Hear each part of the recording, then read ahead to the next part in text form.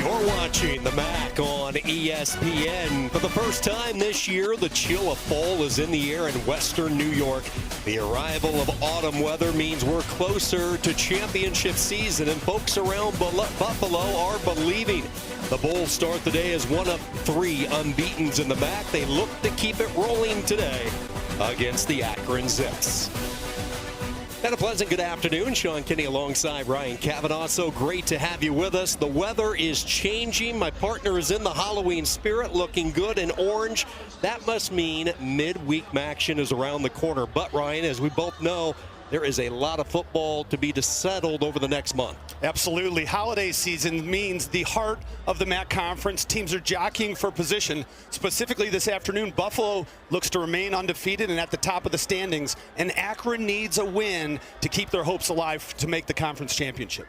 Joe Moorhead's Akron Zips have been a hard out when they are fully healthy. They stung Central Michigan as a 2-touchdown underdog, and they've come up just short in their last 2 games with Miami and Ball State. Well, they've been at their best when this guy, Ben Finley, plays well. I think he has the strongest arm in the MAC. 750 yards passing in the last 3 games, and you see at the bottom there, he has big-time success against Buffalo, and you need a running back to help you out. Jordan Gant is hitting his stride mid-season here, last 3 games averaging over 100 yards on the ground. They are the cardiac kids in Buffalo. Pete Limbo and the Bulls have had the flair for the dramatics. Back-to-back last-second wins has them in first place. The common denominator in the clutch, Victor Snow. 3 last-minute touchdowns in all 3 of those wins for Victor Snow. The last 2 games, he has 5 total touchdowns. He's very dangerous with the ball in his hands. And Red Murdoch, one of the best linebackers in the country, second in the MAC. And speaking of having the ball in your hands, if you do, Red Murdoch might knock it out. He's second in NCAA history in forced fumbles. Year 2 for Pete Limbo at Buffalo, 13-7. Remember, he was a late bring-in last year and guided them to a bowl game and now has the Bulls in first place. Joe Moorhead, one of the best offensive minds in the country. Year 4 for Akron. Little pooch kick as Akron won the toss and deferred, so Buffalo to get the football first.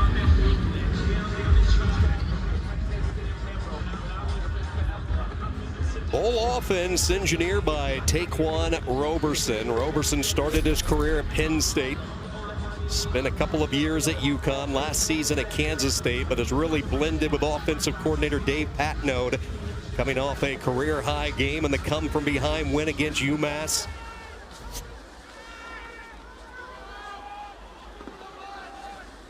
From the 26-yard line, Buffalo to begin shop today. And Roberson to the air, has time, now settles underneath, short hops. Like they were able to get the hands underneath before it hit the turf. That was Gaithings with the catch. Nice job by Roberson hanging in the pocket. Had 3 receivers at the bottom of the screen. Nobody came open and found his safety valve underneath. Buffalo offense that really has found its way in the air over the last few weeks. A 1,000-yard rusher from a year ago in Aljay Henderson, but it's been the ability to throw the football as they try to get Henderson going, but no luck. Pursued by Ronald Hull. Amari Branch also in there for Akron, setting up a 3rd and long. Nice job by Akron, staying with the motion and fouling Aljay Henderson. As you mentioned, Branch, they're going to need Branch and some of the other defensive backs to step up because they have a lot of injuries on the back half of their defense coming into this game.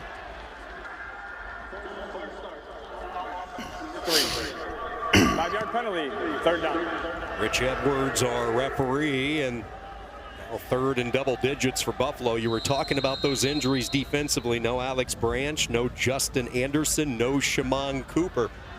So they take a couple of serious hits in the secondary, and then one of their top linebackers, top tacklers, Shimon Cooper, not in uniform today.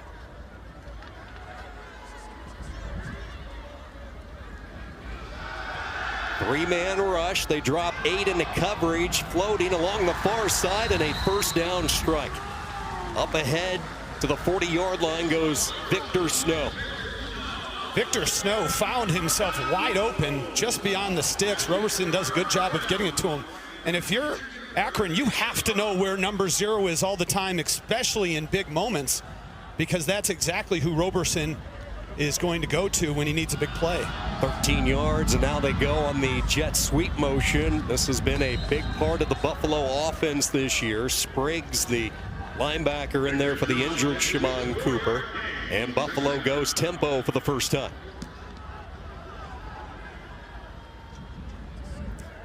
Trying to get the ball in Snow's hand any way possible. Very dangerous threat running as well. Second down, Roberson setting up that screen. They get the ball outside to Henderson, but he runs into his own blocker. And another third down for the Bulls. Alj Henderson, very dangerous as a wide receiver. As a defense, you have to take him into account at all times. He's excellent catching the football out of the backfield. What I like Buffalo does offensively is they move their personnel around, so they're very unpredictable in that sense. They're down and long. Roberson over the middle, going up, and it's jarred free, incomplete. Broken up by Johnson as he timed it beautifully. And after surrendering the early first down, the Zip defense shuts the door. Pretty good pass by Roberson, which it would have been a first down. Again, look at him just hanging in the pocket as he gets hit at the very end, but Snow unable to bring it in because of that hit by DeMarco Johnson. Johnson, the fifth-year senior, the team's second leading tackler, and one of the few healthy bodies they have on the field in the back end, making the play. Dylan Drennan, who's been one of the top punters in the MAC, this one angled toward the far side. Not one of his better kicks, and that will set up Ben Finley, the fifth-year senior who has made his round, started his career at Raleigh at North Carolina State, made a cross-country trek to California for a season, now year 2, and you feel he is one of the top quarterbacks, especially with his arm in this conference. He's got an NFL caliber arm, and when you're a defense playing against Finley, your backside, you have to always be aware of the football coming your way, because there's not a pass on the field that he can't make with his arm strength. Finley is going to come out throwing. It's Marcel Williams with the catch up ahead to the 34. And right on cue, look how quickly he gets the ball out too. When Ben Finley is able to process, read, and get the football out quickly, that's when he's at his best. He's got some weapons too on the outside. This is a deep receiver room for Akron, so he wants to get them the football in space. They hand the ball off. Miles Walker around the outside. Picked up a nice block from his tight end. That was able to allow him to get to the corner, and a good start for the Zips. Couple of plays and a first down. It's a big-time hit by Jalen McNair on the outside. But they were able to seal the edge and allow Walker to get upfield. But McNair sending an early message. Watch out. Finley over the middle, off the fingertips of Walker, incomplete. That was McNair bearing down on him.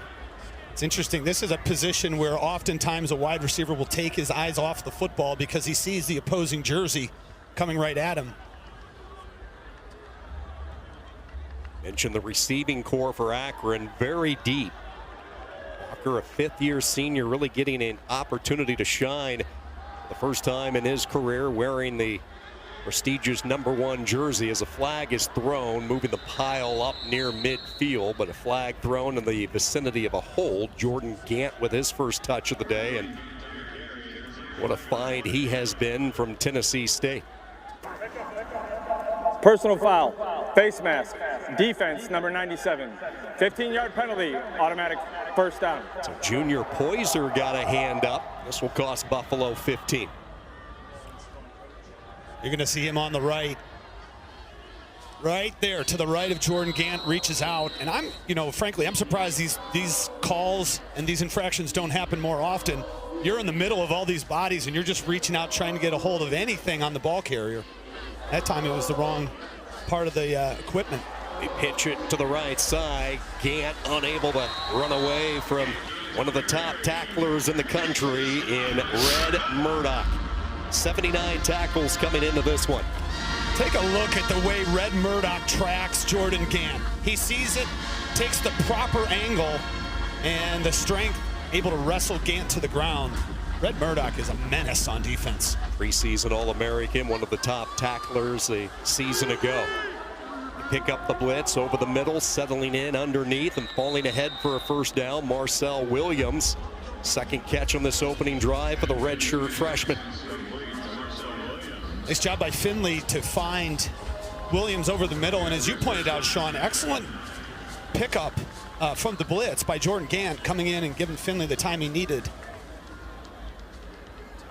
This is when Akron, when they're able to mix the run and the pass. There's times this year where Akron looks like the best offense in the MAC, but they've sputtered inside the red zone at times. Really hurt them a few weeks ago at Miami. 1 of 3 in red zone trips. Now Finley over the middle, tried to sneak it through to the tight end. Jake Newell, who is back in uniform this week, missed last week, and really he's been on and off this year with an injury, and he's such a pivotal part when they want to go 11 personnel. Which is the preferred formation for Coach Joe Moorhead. Newell is really the main factor. Now Connor Kravac has done a good job during the games when Newell was out, but Jake Newell is a difference maker for the Zips offense.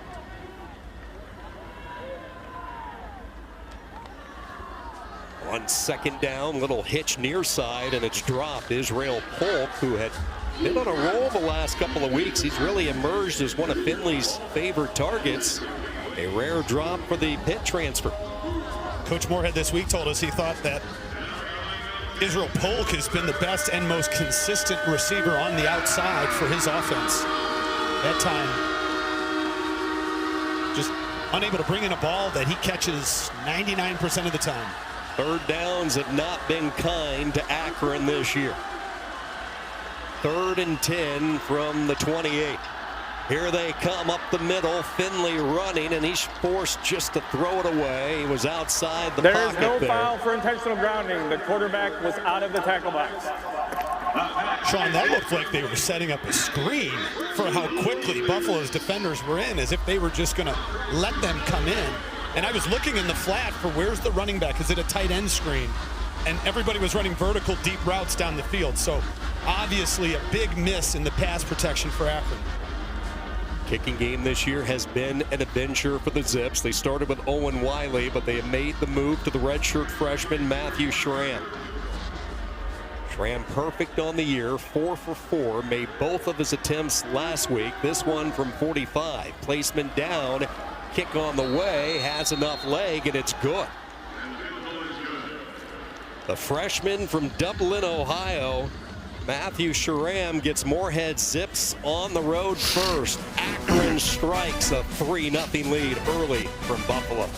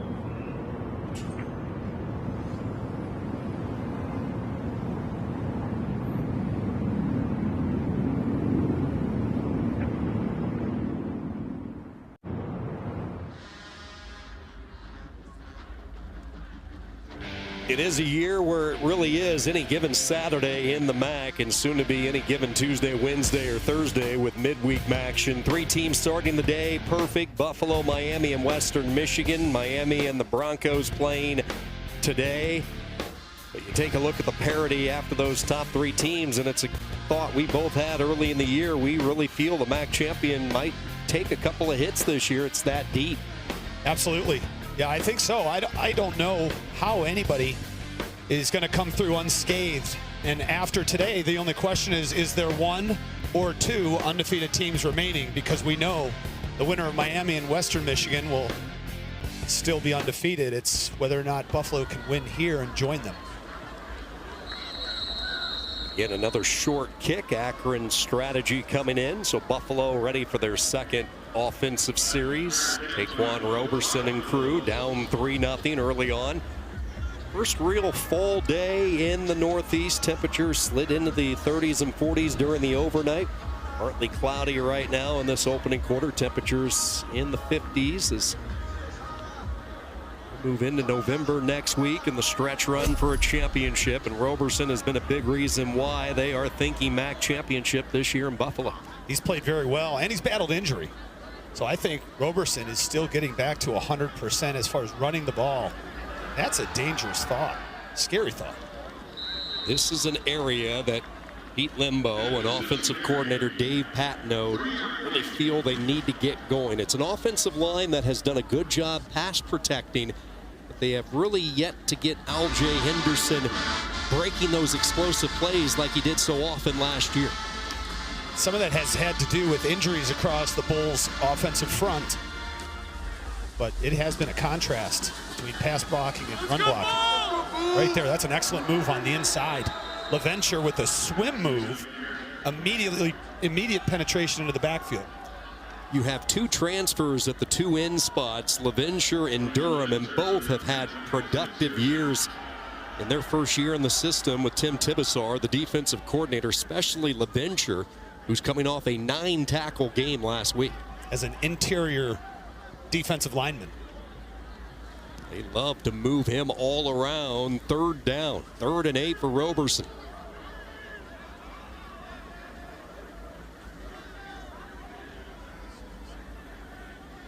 Four-man rush. Roberson has it batted up at the line of scrimmage, incomplete. And the Akron defense firing to the football.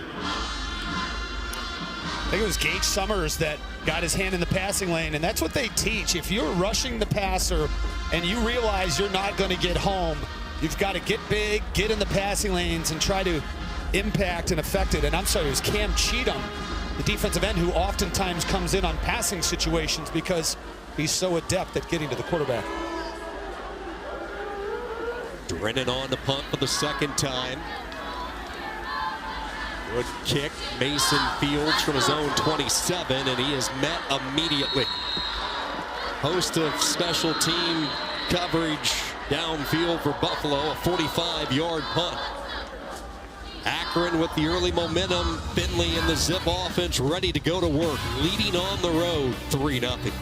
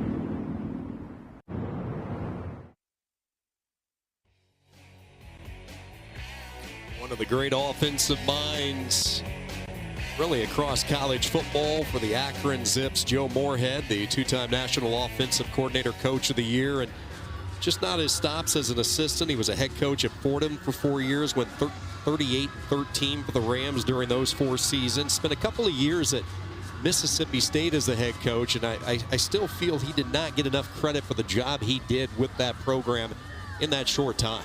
I would agree with you. Joe's done a great job at so many different stops, turning programs around and setting the course of the program in the right direction. He's got to be happy, pleased with how this game has started early for his offense.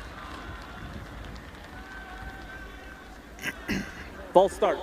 Offense, number 56. 5-yard penalty. First down. Penalties have been a problem for Akron throughout the course of the year. He was talking about the start they had this year. They were shut out in back-to-back weeks, Wyoming and Nebraska. This offense got cooking against UAB, and he just said it took some extra time to get so many new faces familiar with what we want to do as a program. Sean Patrick, first down, gets some of the penalty yards back. And he said once they started to get some repetition, especially at the running back position, this offensive line continuing to mold where they really have built a 2-deep system, things started to click a little bit. Yeah, there were a couple of main things. You mentioned it, the running backs. They haven't, last week may have been the first time that Sean Patrick and Jordan Gant were both healthy at the same time. And Jake Newell's injury also has a big impact on what Coach was trying to do schematically offensively. Finley tried to sneak it in. Kyan Mason. Defensive play broken up by Jalen McNair. McNair's off to a hot start. McNair moves around a lot for this defense. You'll see him in the box. You'll see him 15 yards off the ball. We've already seen him make plays at the sideline, and here he is in the middle of the field, knocking the ball away from Kyan Mason. Bradley and Cooper, the two corners. Mason, as we talked about, the slot near side. Pressure comes and just forced to throw it away. You heard the footsteps. Miles Greer coming in. Second time they've been able to really put some pressure on Finley, and Akron with a 3-and-out. After Finley threw the football, there at that moment, if you took a snapshot, there were 4 gray jerseys 15 yards behind the line of scrimmage. So not a whole lot of options when you're Ben Finley. You're on your bicycle going backwards and trying to find a receiver. That has been the tendency with Joe Bowen defenses the last couple of years. Buffalo puts a lot of pressure on the quarterback. 21 sacks this year, 3rd best in the MAC. Bearcats signal by Snow, and Buffalo offense that has sputtered out of the gates to begin this one. 41-yard punt. We'll see if Roberson can get them going. 3-0 Akron. Fall afternoon from Buffalo.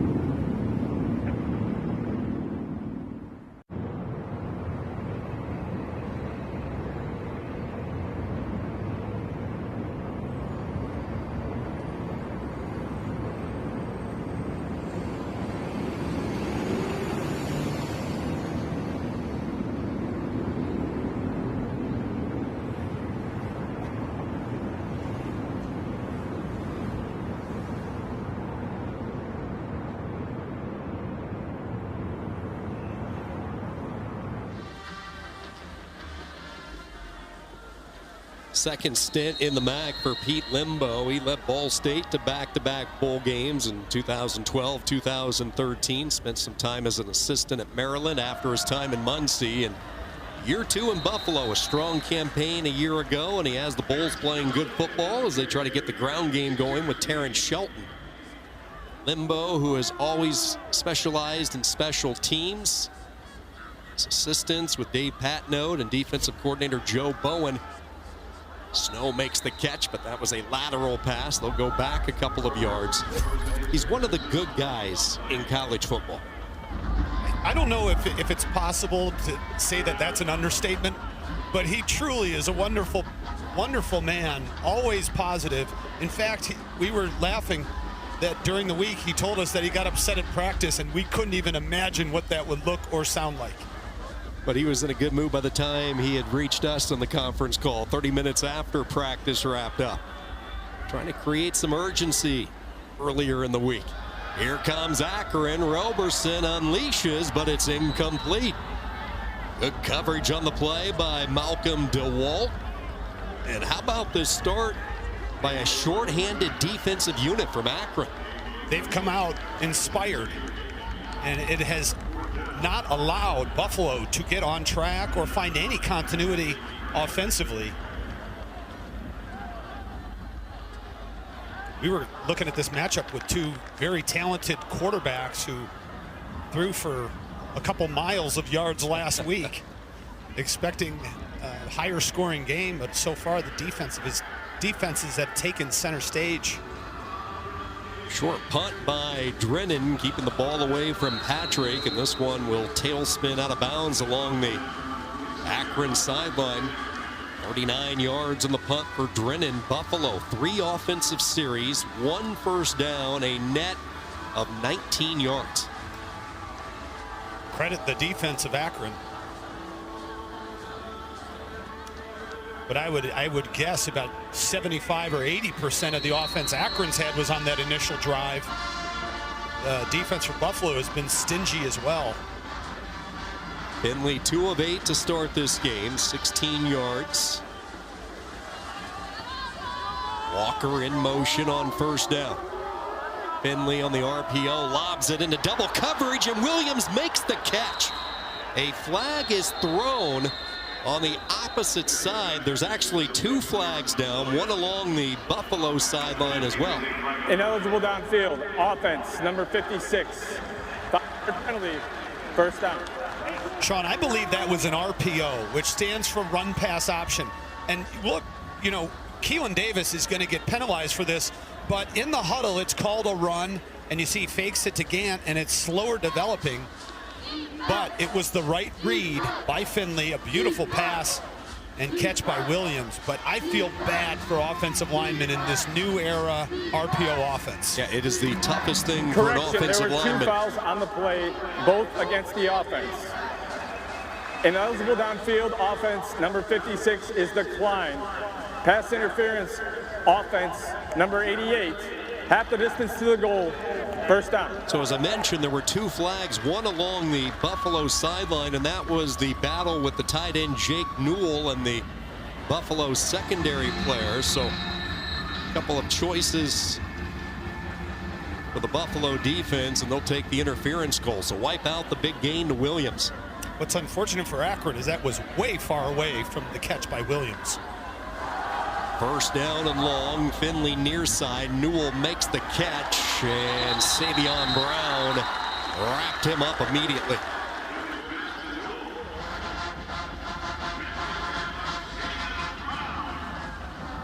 It's a big boy tackle by Savion Brown, taking on the much bigger tight end Jake Newell.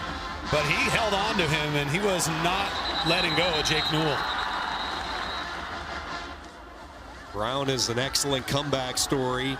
Tore his Achilles last year. In fact, this weekend marks the 1-year mark for him recovering from that terrible injury. Pressure comes, down goes Finley. Sacked back inside the 10 by Murdoch. Murdoch almost goes over the offensive lineman to grab Ben Finley, and I think at the tail end of this, we're going to see Murdoch attempt to do what he does best, which is strip the football. This is if I'm not incorrect here, you see that left hand, the lawnmower technique is what they call it. You dig in with your left hand, grab the football, and you try to pull it like you're starting a lawnmower. Murdoch didn't get it that time, but you get an idea of his mindset. Anytime he's bringing somebody down, he's looking to take the football away. 3rd and a mile. They'll go conservative and just try to give their punter a little bit of room to work. Gant takes it up to the 23. You go back to the sack for Murdoch, his 3rd of the year, and a perfect example why NFL scouts are really excited about him. He's such a downhill, violent type of player, and he took on off offensive lineman, shredded the running back Gant, and then not only the sack, but the strip attempt. Tremendous talent. 3rd in the conference for tackles for loss. Oh boy. Bad snap, ball bouncing in the end zone, and it's going to be a safety for Buffalo. Special teams again for the Bulls, and that has been Limbo's specialty.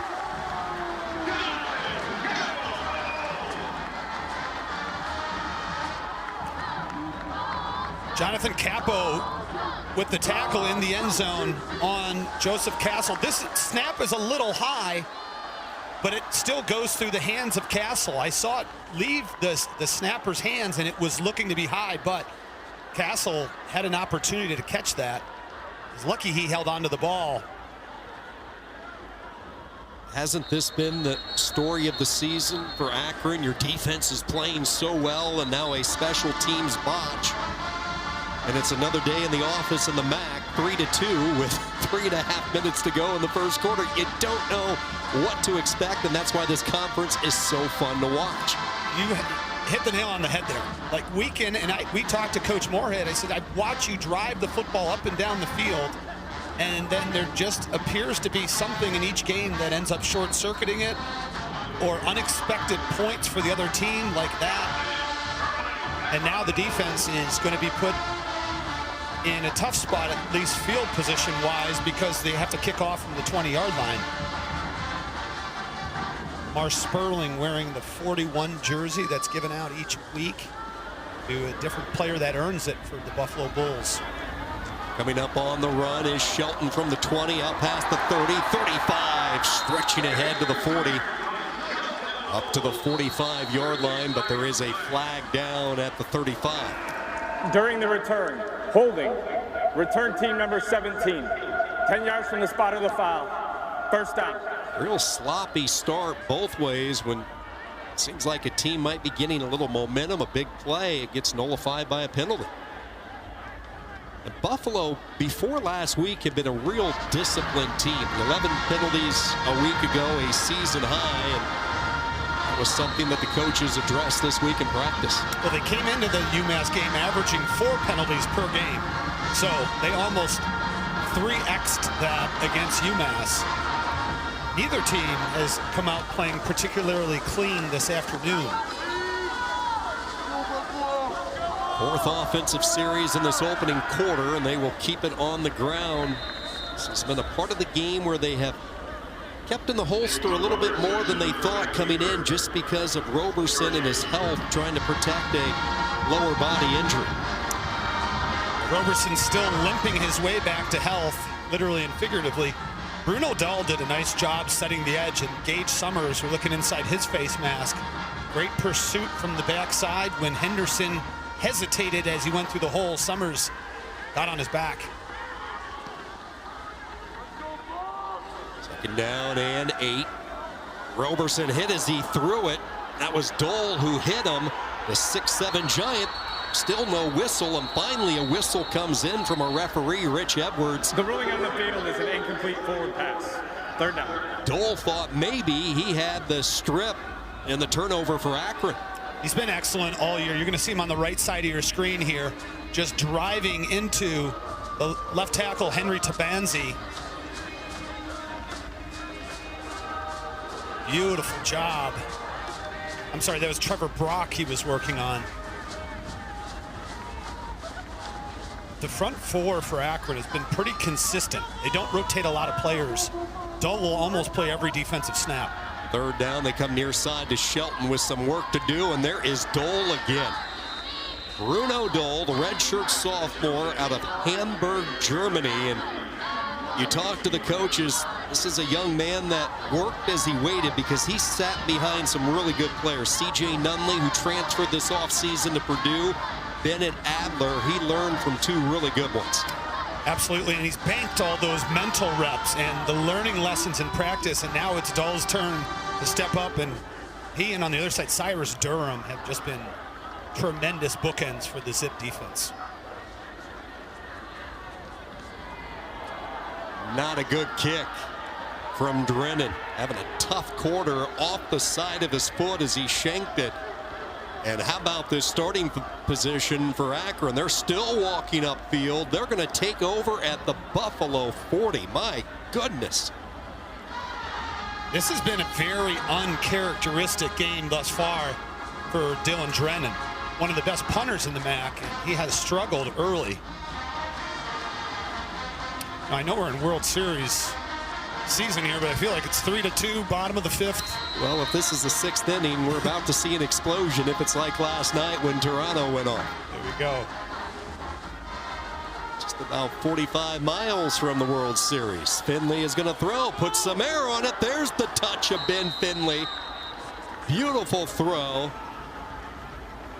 Lofted it perfectly to Sean Patrick. First down. They got the matchup they wanted. It's a linebacker on Patrick. It's Red Murdoch. You're going to see, no, defensive end rather. It's not Murdoch. And look at the ball placement by Ben Finley. Soft touch. They go right back to Patrick over the right side. Sean Patrick, redshirt freshman, team's second leading rusher, but health has been an issue. Missed the Toledo game, but you mentioned, Ryan, it's quite a 1-2 punch with Gant and Patrick both healthy. Patrick's more of a speedster, make you miss type guy, where Gant downhill. They both have similar characteristics, but a little bit different for Sean Patrick.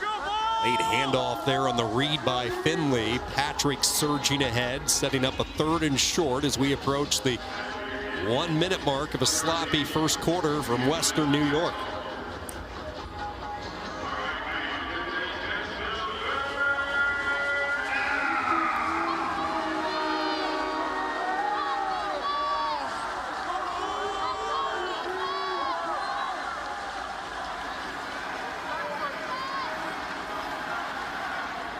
Late shifting, they put Newell as the H-back to the right. 3rd down, Finley looking left, floats back of the end zone, and nobody there. Looked like a breakdown in communication.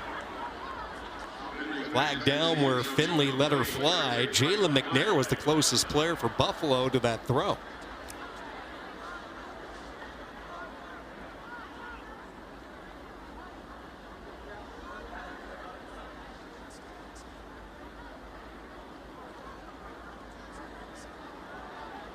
Sixth penalty coming up. Holding. Offense number 51. 10-yard penalty. 3rd down. 6th penalty of this opening quarter between the two teams. They're going to get in on Masai King, who Coach Moorhead said might be the most talented offensive lineman. He's close to being the highest graded out on the season, but that was an impactful penalty. And Ben Finley's got to protect the ball in the red zone. That has been the Achilles heel of him, is trusting his gunslinger arm too much, but you need to prioritize ball security when you get down here.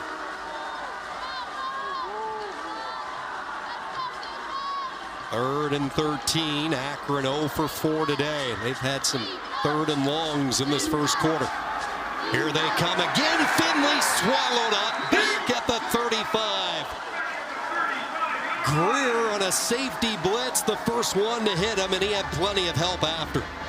They threw the kitchen sink at Ben Finley in this offensive line, and there just were not enough people to block the number of Bulls that came in. You see Murdoch's coming in clean. Miles Greer gets home, and another defensive back, Kobe Stewart rather, the defensive end, wearing number 0, but there's 3 Bulls on top of Ben Finley.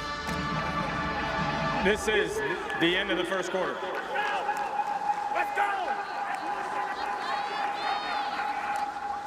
What a first quarter. 3-2 Akron with the 1-point lead. Buffalo looking to stay in first in the MAC.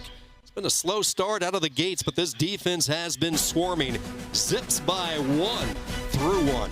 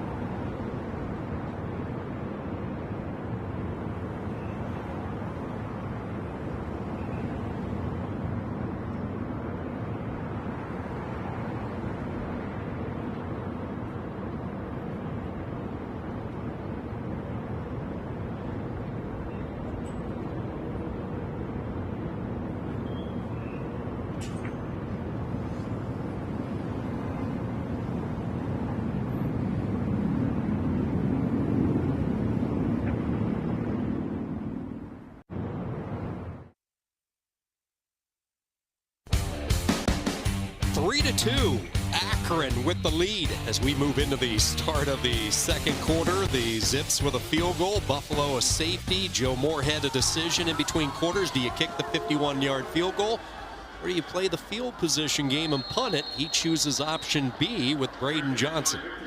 Braden Johnson, the new punter who is in for Castle. Not sure if that is, and he's experienced. He has 8 punts on this season as well. But you hope Castle's okay after getting tackled in the end zone.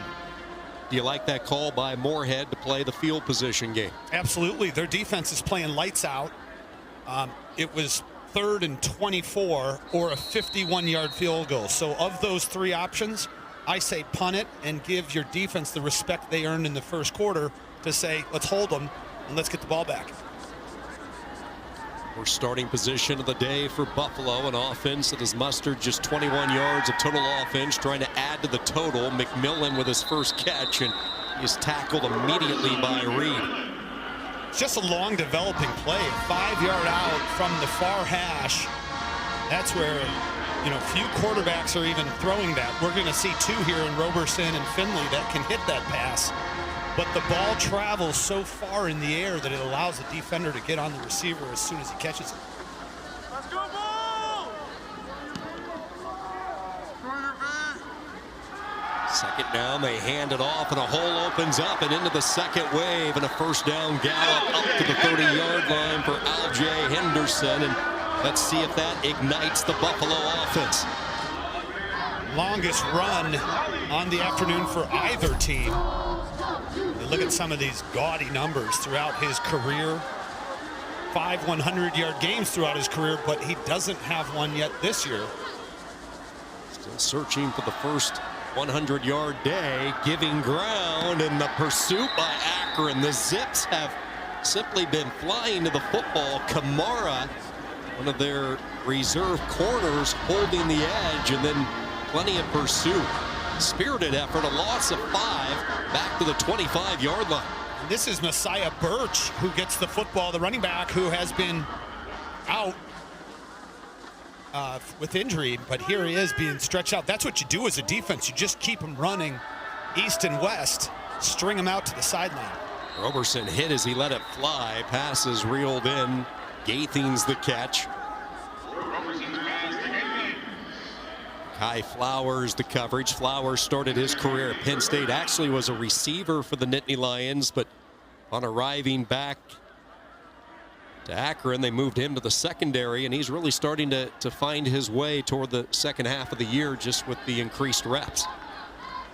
It took him a while to get his feet wet, but like so many players, as you get to the midpoint of the season, that's where you really feel comfortable in a new program, and for him, a new position. 3rd down and 6. Here they come. Summers picked up on a linebacker blitz. Extra time to throw. Snow makes the catch in front of Reed, and a first down. Victor Snow up to the 46-yard line. Good job by the Buffalo offensive line, picking up the blitz, giving Roberson a clean pocket. 40 seconds on the play clock. Look at Victor Snow. He just has an uncanny ability to create separation. Look, he was 3-4 yards away from Elijah Reed, right at the sticks, and there's the shiftiness and a craftiness to the route running for Victor Snow that allows him to create that all-important separation. Best looking drive of the day for Buffalo. Roberson with the pocket collapsing all around, and this will be a secondary sack. Good job downfield for the Zips. Nowhere for Roberson to go. I really like what Roberson was doing to buy himself some time without,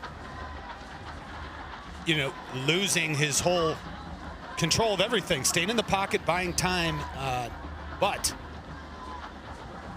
you mentioned it, said it best. I mean, the secondary is not going to get the stats for that, but that was their sack. Spriggs and Boswell, 2 backup linebackers who are stepping up because of Cooper being out. And Boswell, a true freshman, keep in mind. 2nd down and 11. Roberson again steps up, throws, and it's broken up. Beautifully timed by Roderick Hunter as he was looking for Gaithings. Nice job by Roberson again, climbing the pocket. Looked like it was one Gaithings should have caught against his former team. And Rod Hunter wins this battle.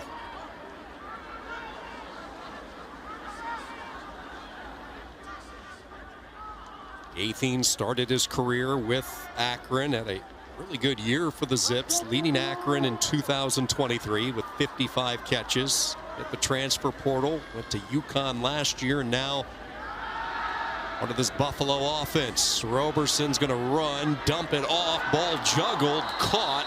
Henderson hangs on to it, but it will be shy of the first down. Gage Summers almost had a chance to intercept that as the ball was being batted in the air by Henderson. So now a decision for Buffalo. Your defense is playing well right around midfield. In fact, smack dab right on the 50-yard line, and without hesitation, Pete Limbo sends out the punting unit. This is becoming a field position first half. Yeah, I would do the exact same thing. I would not give either of these offenses a short field because the defenses have shown you might get a first down or 2, but they have tightened up. End over end kick, well done by one of the top punters in the conference, Dylan Drennan. 40 yards on the punt. Akron will have it deep in their own end. The Zips on the road lead it by 1.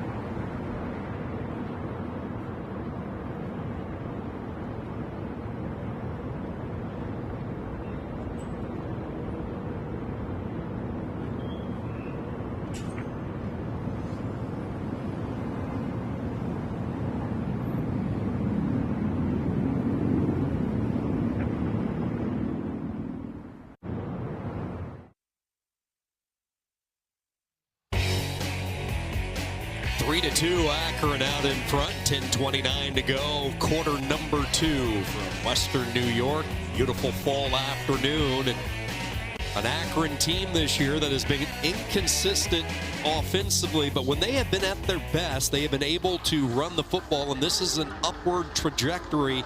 Year 4 for Joe Moorhead, getting an offensive line that's starting to blend and really having 2 very talented backs to get the job done. Yeah, Coach Moorhead said he believes this is the best offensive line they've had in 4 years. They're going to come out throwing, and they are going to go deep. A lot of contact downfield, and the flag is thrown.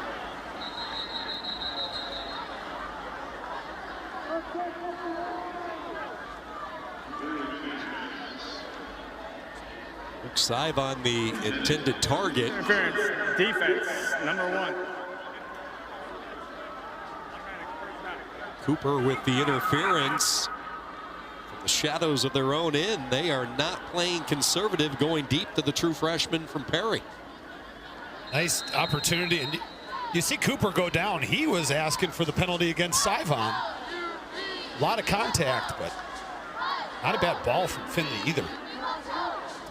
Number 25 after the penalty, and there goes Gant sneaking through a little hole, tried to make one more additional cut. Lost his footing, but that's a pickup of 10 and a first down for Jordan Gant, the transfer from Tennessee State. We talked about the offensive line and their success in the running game. Look at the huge block coming through by Masai King on Red Murdoch. That allowed Gant move the chains, 10-yard carry. They hit the transfer portal, not just at running back, but also on the offensive line. First down, back-to-back carries for Gant. It's a good surge over the right side as he picks up 5 more. Crawford the tackle. And obviously Joe Moorhead has forgotten more about offensive play calling than I've ever known. But when you look at this and what they're able to do to establish the run, you want to say keep feeding Jordan Gant and Sean Patrick the football, which will open up some of those RPO options for Finley to get it to the guys on the outside. This time Buffalo does a much better job. You look at the Akron offensive line. We mentioned the transfers they brought in. Daryl Johnson, a tackle they brought in from Western Kentucky.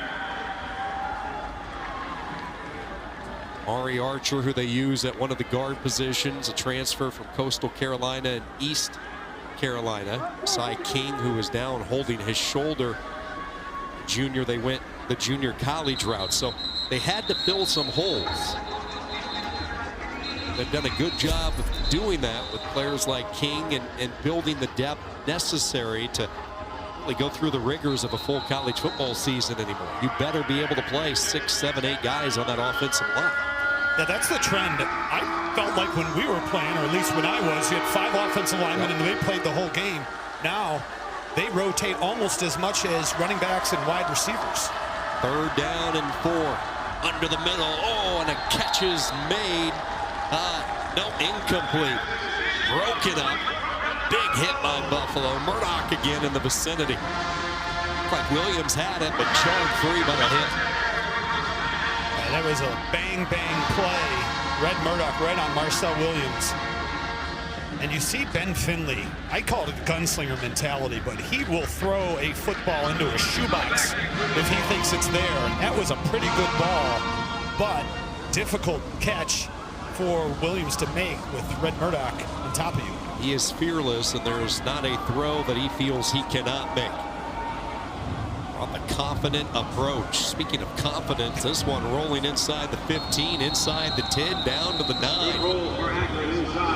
Buffalo cannot get out from the shadows of their own end zone. They will have it when we come back. Defensive dogfight for Buffalo.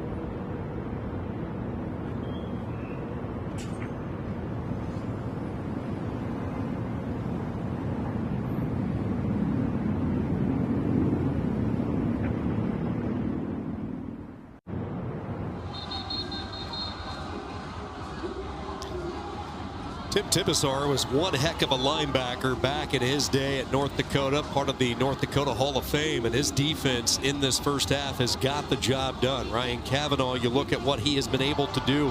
What's been the secret containing one of the top offenses in the MAC thus far to just 53 yards? It starts up front. Plan A in Coach Tibbs' defense is get pressure with 4 only. And I think we've seen one blitz where Summers came in the entire first quarter and almost half of the second quarter, which means those 4 guys are able to get to Roberson, get him off schedule, and they can commit more people to the back half in the pass defense. Running to the boundary side, picking up 2 yards. Tibesar was part of Jonathan Smith's inaugural staff out at Oregon State, and he told us, quite frankly, that was probably the worst Power 5 defense. They went 1-11, the team that he inherited. And I asked him, well, what's been the difference building Oregon State and building Akron? And he said, 4, 5, 6-year development. I had that opportunity at Oregon State. Not the case at Akron. And into the secondary, and a big burst for Victor Snow as he gets Buffalo some breathing room out past the 25. But I thought that was interesting. If you get opportunities year after year to develop the talent, the results are going to follow. He just hasn't had that at Akron in his 4 years. Well, that's because of the portal and the fluidity of the rosters. But when you look at some of the guys who are contributing here, it's because they've been in his system. First time, Roberson going deep. Nick McMillan out there, makes the catch inside the 20 to the 19. The first time they have dialed up the long ball, 51 yards. Beautiful pass by Taquan Roberson as McMillan able to get behind the defense. And the offensive line does a good job. It's important for these deep passes that Roberson's able to step into it. He had room to do that. He drops it in the bucket for Nick McMillan. Beat DeWalt and Flowers. Now to the ground game they go, trying to keep the legs churning, but no hole to be found for Lamar Sperling.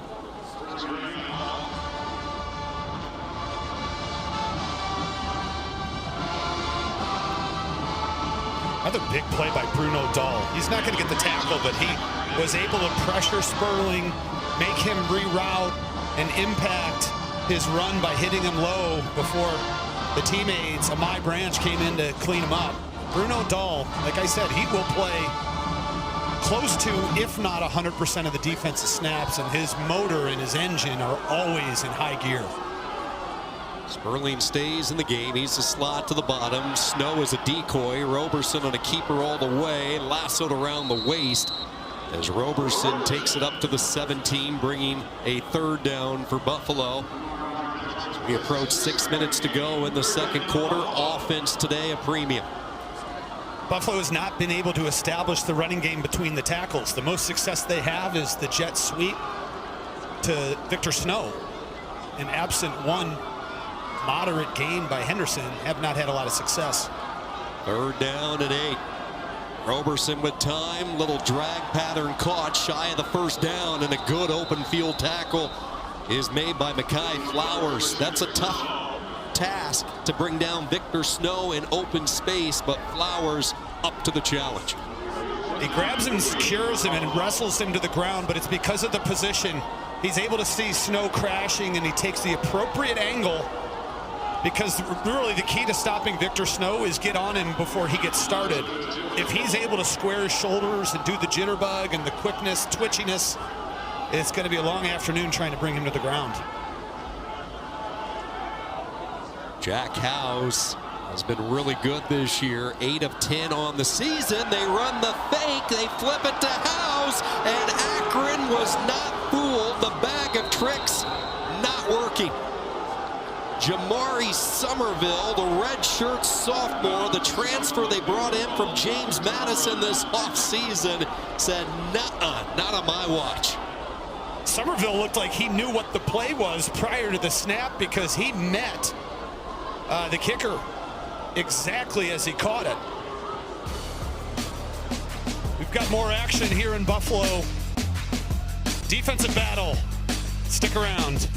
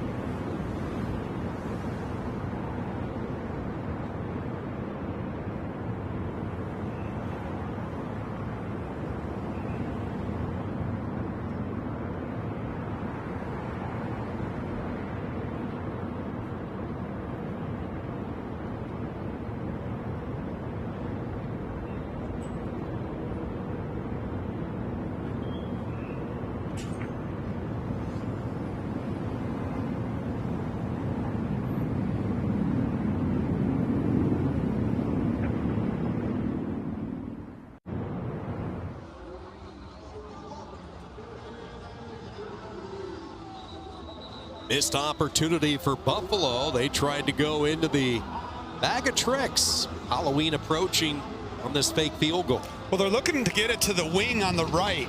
And this was going to be a pass the whole way for Jack Howes. However, defender Jabari Summerfield saw it all develop right in front of him, and Howes had no chance of getting rid of that football.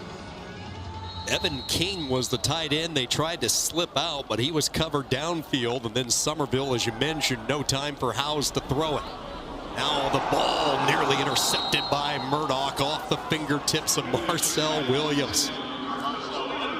Buffalo brought pressure right up the middle, and the back trying to watch the back. Sean Patrick dives at the legs, and he's still able to get in the face. That was Deion Crawford, the running mate with Red Murdoch, and it hurried Ben Finley's throw. Too much sriracha on that ball, almost picked off the deflection. Finley 4 of 12. Steps up. This one nobody home. He was looking toward the direction of Mason, but he had 2 defenders on him. Brown was shadowing the ball along with John Keogh. And will this be intentional grounding? That's the question coming in. At least the Buffalo sideline. Pete Limbo pleading the case that there was not a receiver in the vicinity. The closest was Mason. Yeah. Intentional grounding. Offense number 10. The penalty is lost at the spot of the foul. 3rd down. Yeah. You know, there's intentional grounding where you can see it and you know that's what the quarterback's trying to do. This is, and I believe it might have been Israel Polk, the inside receiver that trips. He ran a stick route, and I think Finley thought he was going to run a flag. So it's not that he's, see, there's number 5, Polk, who pulls up. Or, as you said, Mason needed to get further outside on the flag, but clearly Ben Finley was not trying to throw that football away. He just wasn't on the same page with his receivers. Penalty really puts them behind with the loss of down. 3rd down, and it's picked off this time. A fluttering ball. Jalen McNair inside the 15, picks up a block, runs into Malin White, his buddy, and Buffalo's defense trying to steal the show in this 2nd quarter.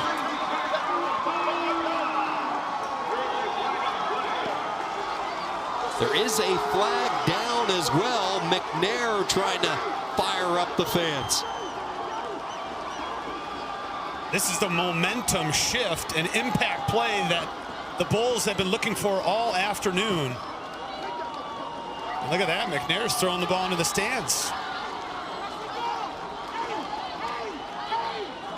I don't know if you're allowed to do that. He just did. The ruling on the field is an interception. During the return, a legal low block, intercepting team number 8. 15-yard penalty, 1st down. McNair the interception, and then one of his teammates, as he worked his way near the goal line with the illegal block going low, but that is the spark that both of these teams were looking for. The question, who is going to step up and make the play, and it's McNair coming up big. And there's pressure again, and Ben Finley had to get rid of the football. Kyan Mason was running over the middle and frankly never looked up for the ball and wasn't able to make an adjustment to help out Ben Finley. And Savion Brown, the recipient, playing center field. Football goes right to him. Bulls are taking over at the 25.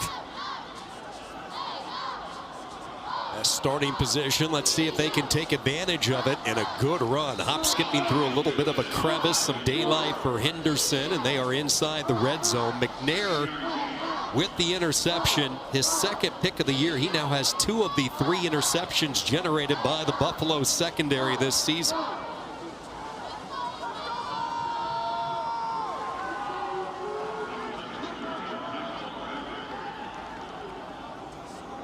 Defense that really hadn't generated a lot of takeaways throughout the year, near the bottom of the MAC. Roberson's going to move, throw on the run, and it is a perfect throw and catch. Victor Snow.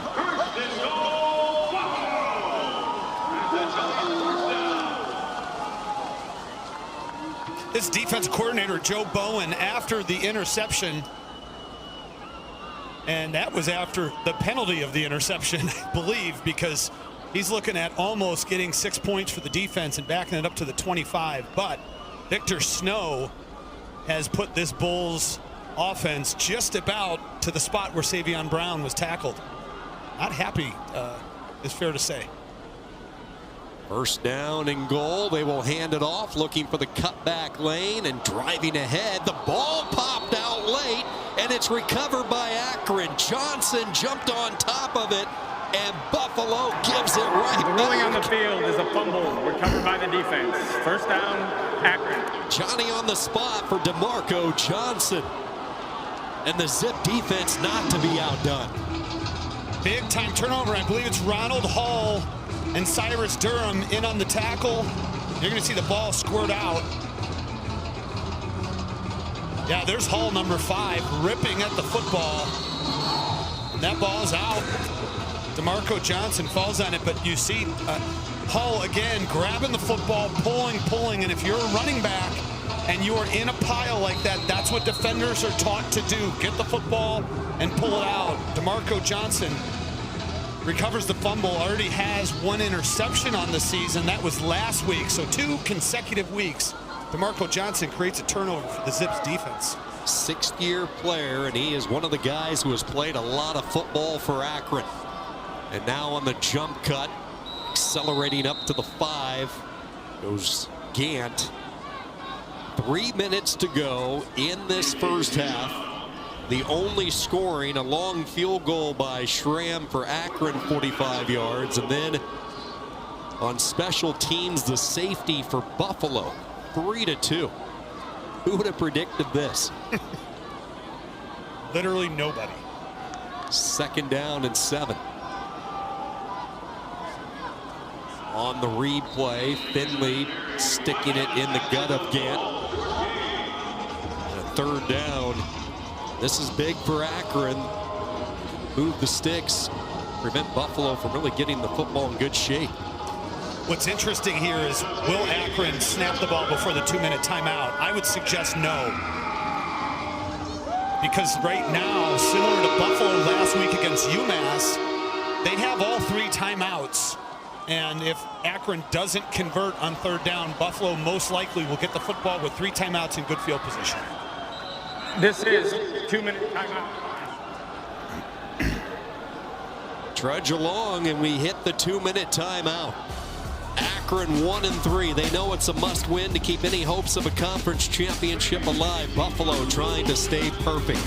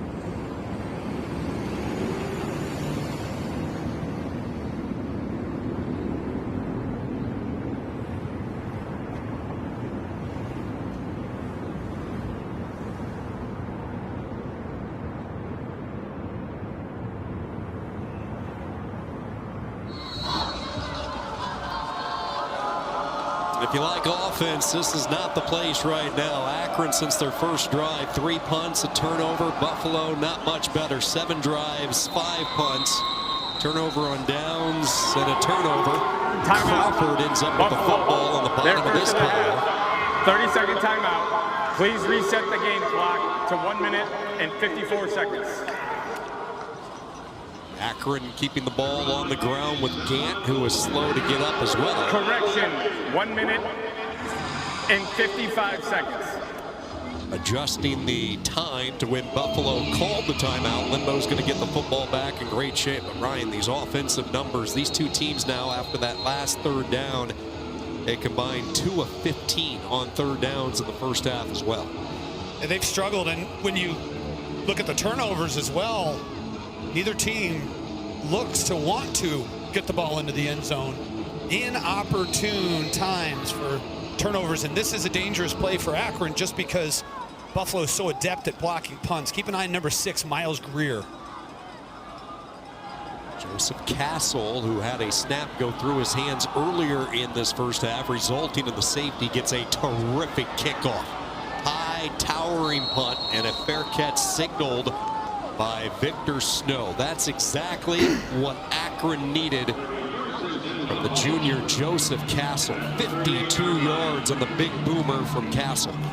And remember, Castle's the punter where the ball went through his hands, but on the last punt he had, it rolled down to around the 10 or just inside the 10, and now in a very dangerous position, a tough spot to punt from your own end zone. He drops a beauty to flip the field. So Castle is doing some things in a positive way to redeem himself from the safety. Plenty of time, 2 timeouts for Roberson in the offense. Buffalo goes to work. Taquan Roberson spins it near sideline. Victor Snow, another catch.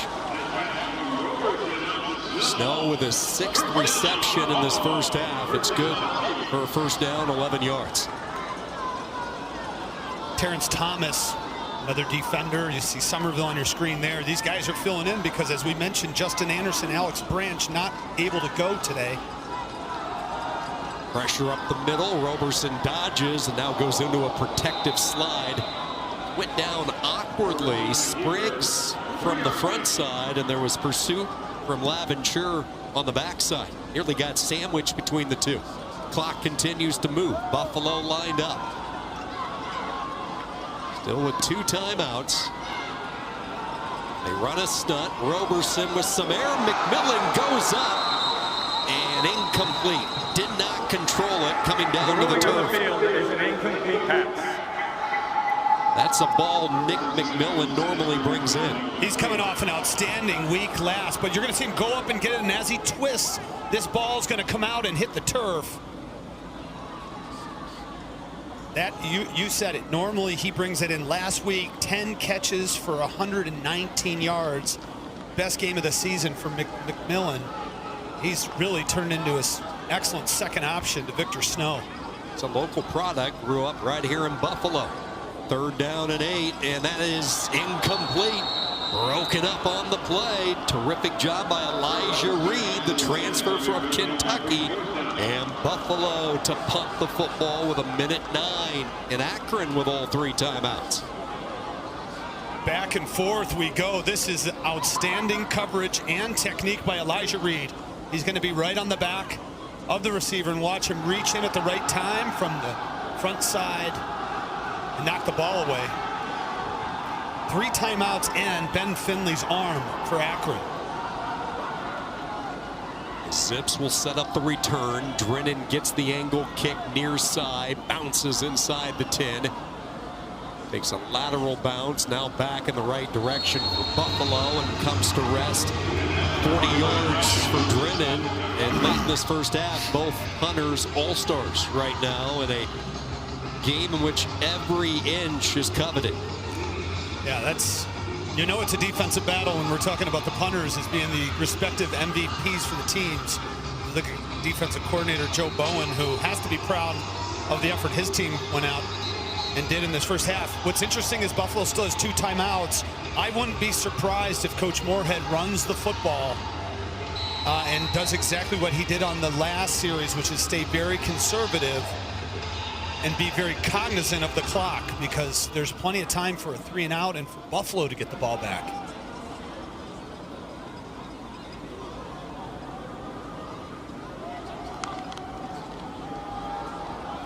First down, they will run the football. Gant takes it up to the 12. Buffalo not utilizing the timeouts. Akron in the same boat. Neither team too much of a hurry here. Both, I'm sure, wanting to regroup offensively in the locker room. Call this a gentleman's agreement to end the half early. Without a handshake. No handshake required on this one. Timeout. Buffalo. Their second and a half. 30 seconds. Please reset the game clock to 27 seconds. So interesting. Buffalo says not so fast. Let's use the timeout. 3rd down and 5. Yeah, you either use them on 1st and 2nd down or use them on 2nd and 3rd. So now if Akron is unable to get requisite 5 yards, Buffalo will take another timeout and potentially have an opportunity for Victor Snow to make a play in the return game, or fair catch it and have 1 or 2 snaps. Again, all predicated on whether or not Akron can get the first down. Joe Bowen's defense tremendous in this first half, containing Akron to just 60 yards, and they have kept them from converting on 3rd down. 0 for 7 today. Some late changes by Finley. Switches Newell to the left. He will hand it off. This is Gant, and Buffalo will use the timeout. That ball popped out really late. Buffalo pointing as if it's their football. No word yet from the officials as they come together. A very important decision coming. The ruling on the field is a fumble. I think Murdoch got it. Ripped it. First down, Buffalo. Second takeaway in this quarter for the Bulls. And I think Red Murdoch is the one who stripped the football. And if he did, he will tie Khalil Mack as the all-time forced fumble leader in NCAA football. And you see, he's getting some congratulations. Look at number 2 at the back of the pile. And he goes in and rips it out. It indeed is Murdoch with the NCAA record tying forced fumble. Prying the ball away. Yeah, I was going to say pending review, because inside 2 minutes. But he not only did he rip it, but he also recovered it. And you know he's feeling it right now. It's just unbelievable what he's been able to do throughout his career. Look at the names and the one that he's going to move into a tie with pending this review. Khalil Mack, the great Buffalo linebacker. How appropriate for Red Murdoch and a program that has produced incredible linebacker talent throughout the years. And one of them's here today, Sean Dolak. And how appropriate would it be? Dolak was the running mate next to Red Murdoch last season, where they were 1 and 2 in the MAC in tackles virtually. He's got a bye week. He's able to be here today. It's Deion Crawford, the man who's down. Speaking of running mates. And for Dolak to be here on the record-tying forced fumble is very appropriate. Stripped it and recovered it himself. Took it right away from Gant. This call stands, which we think it will. That'll be 5 forced fumbles over the last 5 games for Red Murdoch. And this one, the NCAA record time mark. 16 now in his career. He and Khalil Mack. No one has done it more. A long history of the NCAA. Buffalo now in great shape. Only 21 seconds. Roberson lofting toward the end zone, looking for Gaithings, and here comes the flag. Reed was a little too quick as he tried to break it up. Came in with his chest and denied Gaithings a chance to come back to the ball. Pass interference. Defense. Number 11. 15-yard penalty. Automatic. First down. Gaithings had him beat. If you are Elijah Reed, this is better than giving up a touchdown.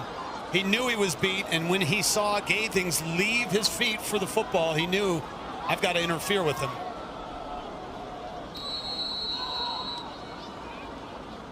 placing it at the 2-yard line. So if you're Buffalo, you can try running the football still with the timeout. They have one remaining.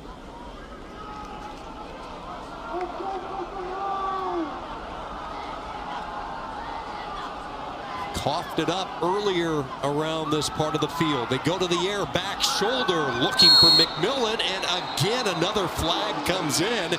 And for the second straight play, it's going to be Elijah Reed.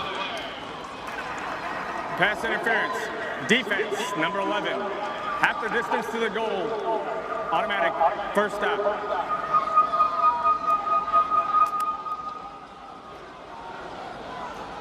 Yeah, Reed was holding on to the left arm of McMillan. We just saw moments ago pleading his case to the official, but that looked pretty clear that he was holding down the left arm of Nick McMillan. Now, your question arises again, do they give the ball to Al-Jay Henderson? And he's not even in there right now. They have James McNeil, the redshirt freshman, lined up to Roberson's right.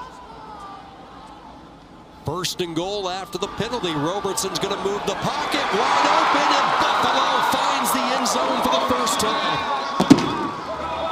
Patrick Clax. And a half dominated by the defense. Maybe the biggest star on either defense. Red Murdoch sets up the final 6. Very fitting, and you see Clax coming in motion back over and just gets lost behind the offensive line. On the snap, he runs the arrow route to the pylon, and Clax was the only football player in that area. Roberson hits him, and they're going to go for 2 because of this awkward score.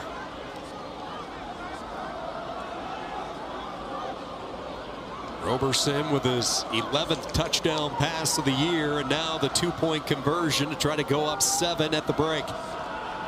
Roberson looking right, nothing there, comes back left, lobs it, 2 points, Buffalo, patience, and he found Velez, the tight end, and the Bulls with some late momentum to close out a rugged first half of football.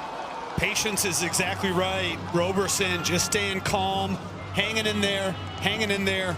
They had quads, 4 receivers to the top until they motioned Henderson into the backfield, and Velez comes all the way to the opposite pylon. Roberson knew he had him dragging. He just had to wait. And a nice touch pass from Roberson. 11th touchdown pass of the season for Taquan Roberson. And in a defensive battle, it's another big play by a defense that sets up the first touchdown. And that is the record-tying forced fumble by Red Murdoch. What's in the water at Buffalo? I mean, the 2 top guys both played here at Buffalo with Mack and Murdoch. And you go beyond even those 2 great guys. You mentioned Sean Doliak, who's here watching this game, a bye week for the Rams. Joe Andreessen, who's playing for Buffalo. The great Khalil Mack, Khalil Hodge. It has been linebacker after linebacker throughout the years at Buffalo, and now Red Murdoch, his time to imprint his name firmly among the great linebackers. And how about Sean Doliak in the house? He was in the weight room earlier this week lifting with the guys, and the consensus All-American from a year ago, 168 tackles en route to winning the MAC Defensive Player of the Year, and he was with the Buffalo Captains to start this game at midfield with the flip of the coin.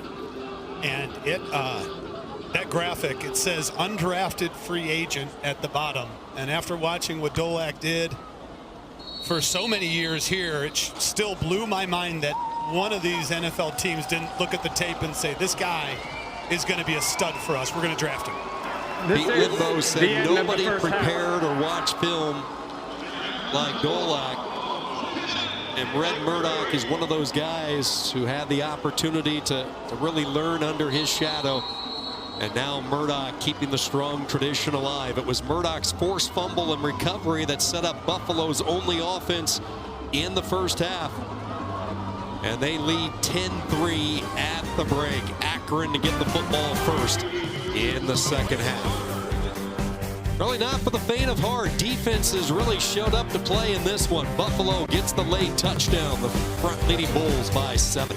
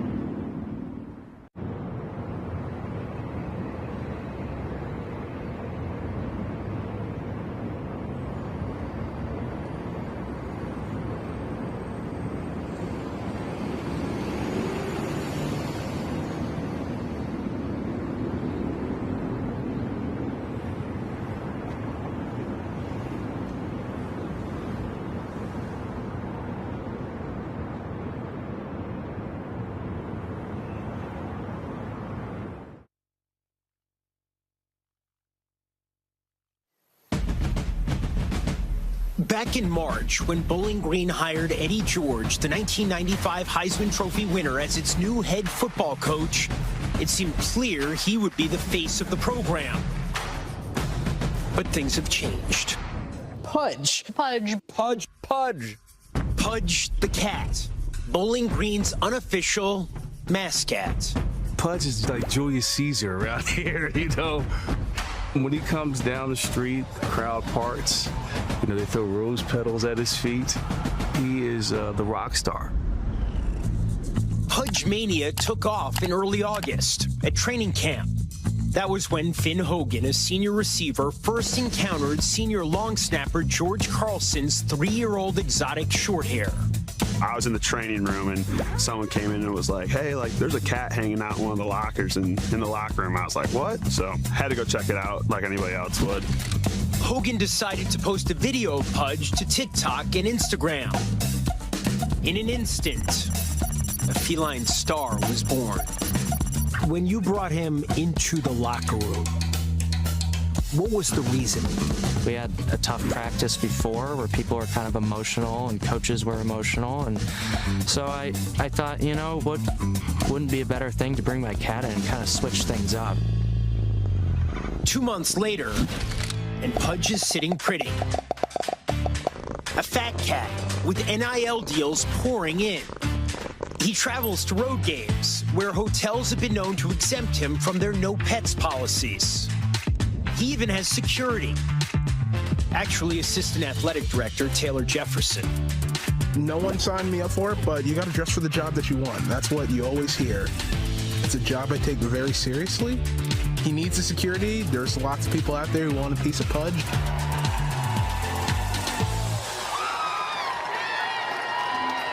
For his part, the Falcons head coach betrays no resentment regarding his demotion on the depth chart. Love the cat. He is amazing. Although I'm allergic to him with the cats.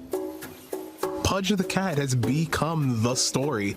People say, hey, can you drive to Cleveland to have Pudge on a radio show? I'm like, it's radio. He doesn't talk. Pudge, thank you for making the time for us. I know you have a busy schedule and you're in the process of grooming yourself. What has this been like for you? Becoming one of the biggest celebrities of the college football season. But the power of Pudge transcends speech. For George Carlson, Pudge has been a constant source of comfort and strength, especially after his mother, Kristen, was diagnosed with ovarian cancer. She died last year at the age of 57. I needed to make sure that I had somebody to talk to or be able to get me out of a dark mindset that I could get into. So Pudge was great. I think just having a companion was the best thing for me. He's brought me a lot of joy, a lot of comfort, especially in tough times, and allowing other people to have smiles on their faces from just seeing Pudge. I think it's a huge thing. What's in it for Pudge? What makes Pudge happy is this. It's not the celebrity. What he loves to do is to ease the spirits of broken souls. My only concern is I just want him to enjoy his life. He just wants to be a cat, man. He just wants to love. He wants to hang out. He just wants to get the sunshine. He wants to have snacks. He wants to be cuddled. Let Pudge just be Pudge sometimes.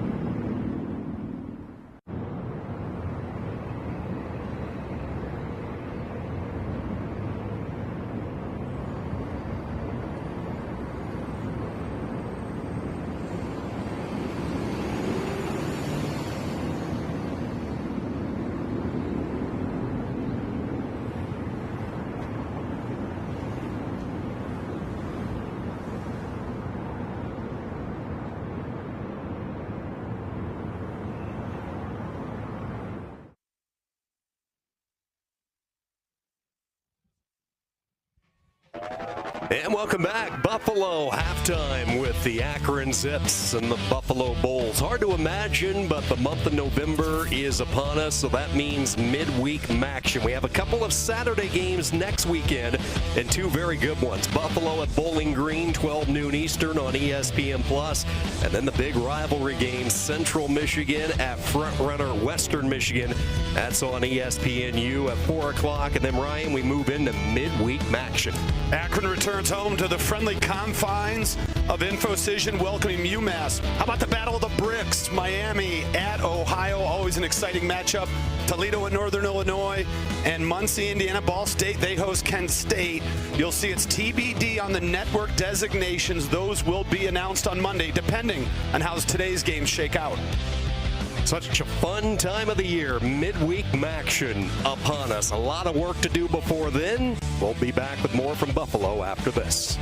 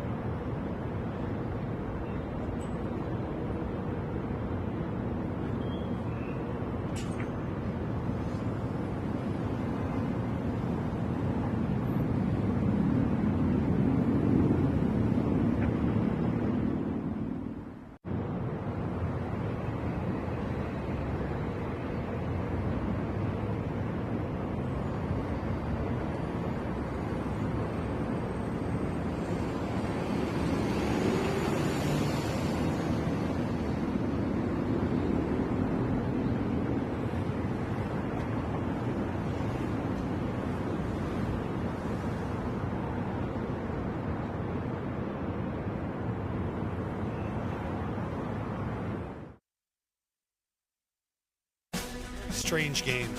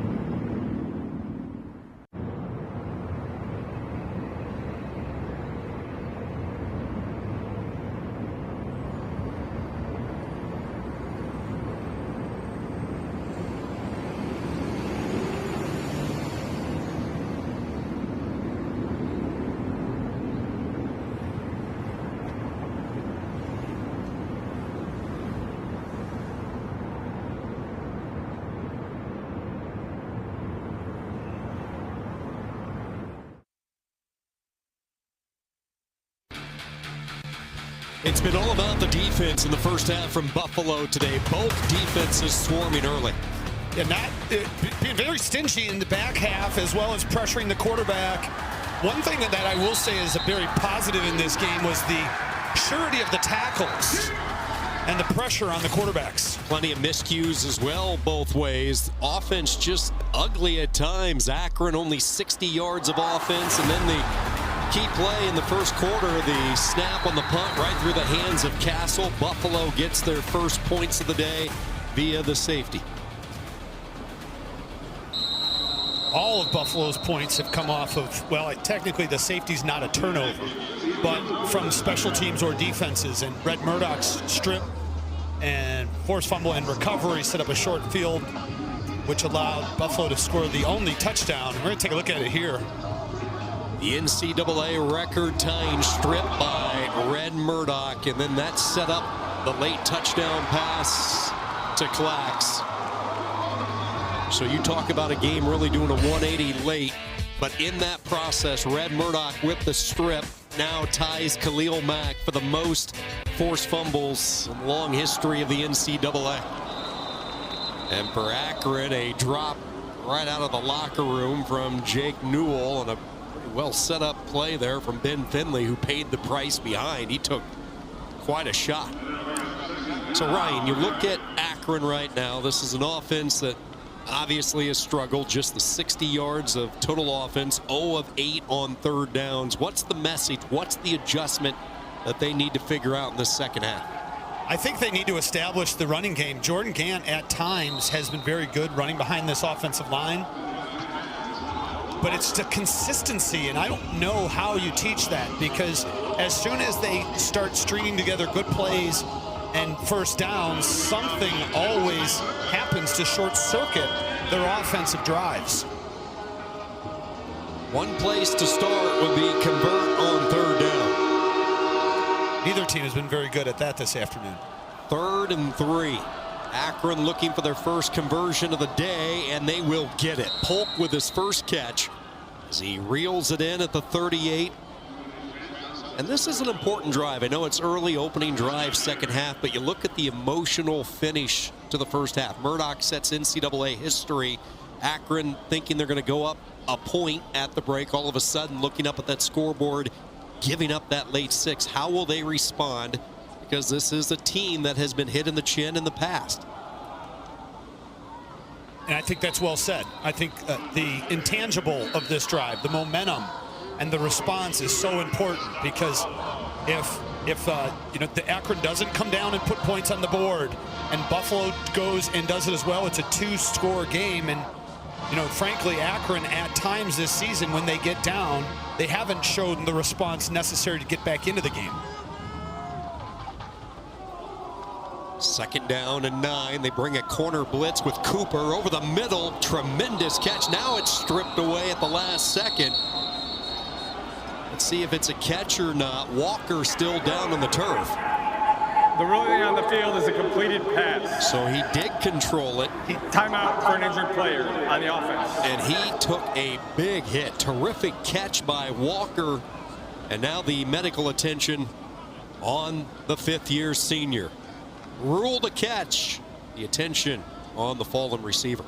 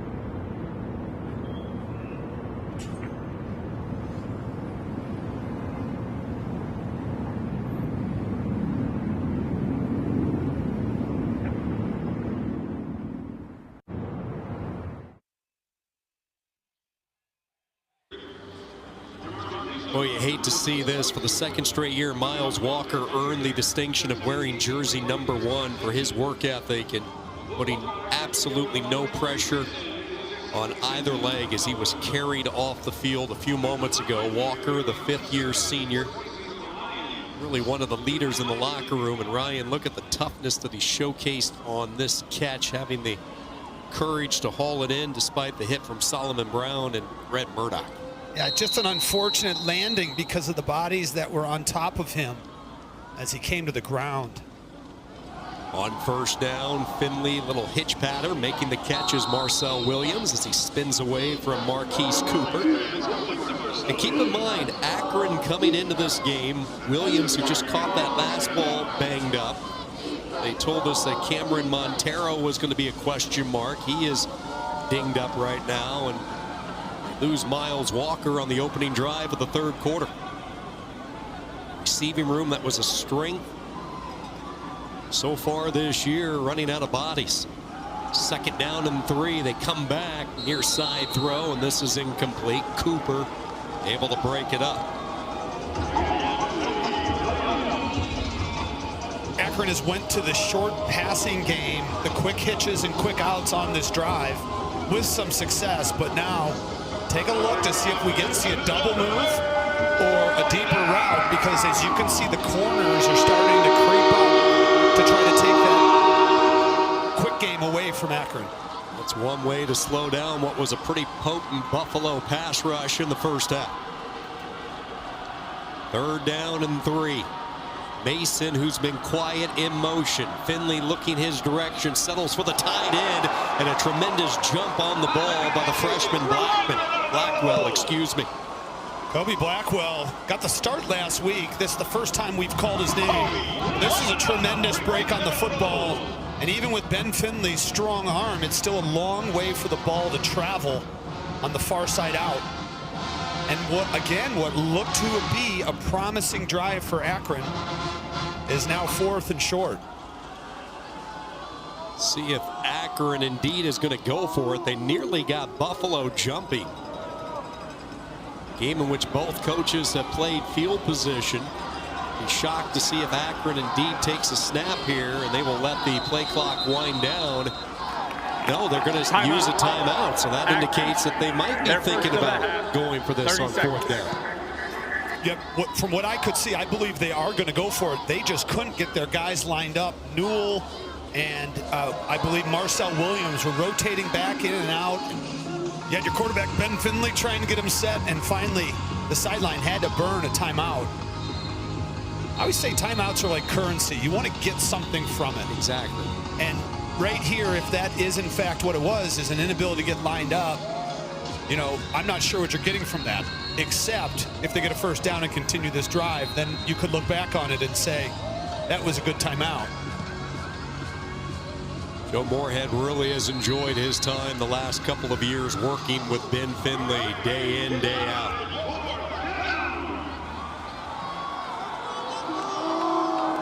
Big play early on this opening drive of the 2nd half. 4th down, they go to the tight end, room to run.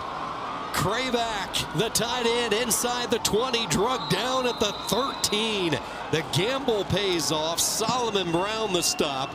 Krayback with his first catch of the day, good for 27. This is almost the exact same play Buffalo ran for their 2-point conversion, or their touchdown rather, to Clags. And you look at Krayback, the big fella, makes a man miss, continues to get more yards after contact. Excellent play call by Coach Moorhead. They got exactly what they wanted, and Finley converted. Krayback had 3 catches last week. With Newell's injury this year, he has been the tight end of choice. Finley for the end zone, jump ball, nearly a one-handed catch by Williams. Blackwell again breaking it up. Marcel Williams nearly had a MAC highlight. There was a lot of good things on this play. The coverage by Blackwell is great. The ball placement by Finley's great. And the effort by Marcel Williams was top-notch, but unable to make what you used to call it an OBJ catch. Now it's every wide receiver can do that. So unfortunately, OBJ is... Every tight end can do it anymore. That's right. Second down and 10. A lot of pre-snap motion. They swing it out, making the catch inside the 10, stepping out of bounds at the 9 goes Sean Patrick. The more you watch Patrick, you see why they are so creative in trying to get him ball in space. Yeah, he's very dynamic.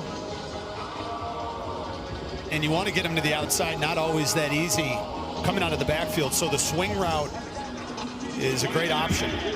Ben Finley, when you see him throw that swing route with that touch, he's not just a strong arm quarterback, he can finesse it as well. 2 receivers right, that's Mason and Polk. Marcel Williams lined up just outside the tight end to the left. Gant back in the game. He flanks Finley to his left. They lob it up into the end zone, going up high. It's a tug of war. Who ends up with it? They're still fighting for the football. Solomon Brown, Kyan Mason. The officials not signaling anything yet. Ruling on the field is a completed pass for a touchdown. Now they say it. Touchdown, Akron. It's only appropriate that they score their first touchdown, and it takes 10 seconds to see who ends up with the football on a day like today. Oh, my goodness. The ruling on the field is a touchdown. The previous play is under further review. Holy smokes. Wow. They got man-to-man on the outside 2 receivers, and they run a slot fade to Kyan Mason. He does a nice job of going up top over Solomon Brown. You see that the right hand of Brown come free? So to overturn this, you would have to say that Mason doesn't have it and Brown has it with his left hand only. Watch Brown's right hand come free. I think that is a catch, and this is going to be upheld. And Kyan Mason will have his 4th touchdown in the season, the 2nd in 2 weeks. He has been a fast riser for these Akron Zips. Mason. After review, the ruling on the field is upheld. Touchdown. As you described, Ryan, they're going to uphold the call here. They'll keep it the 6, and Mason with another touchdown catch. Coach Moorhead told us, soaking wet, he is 151 pounds. A ferocious competitor who has really stepped up. You go back to last year, saw limited action. They were really deep in the receiver room. His first career catch was a touchdown, guess who? Against Buffalo. And now you push the fast forward button a year ahead. He's a frequent part of the passing game and a real testament to the type of fiery personality he is. He's 151 pounds, but there was no way Solomon Brown was going to rip this one away from number 3. Mason and the Zips tie it up.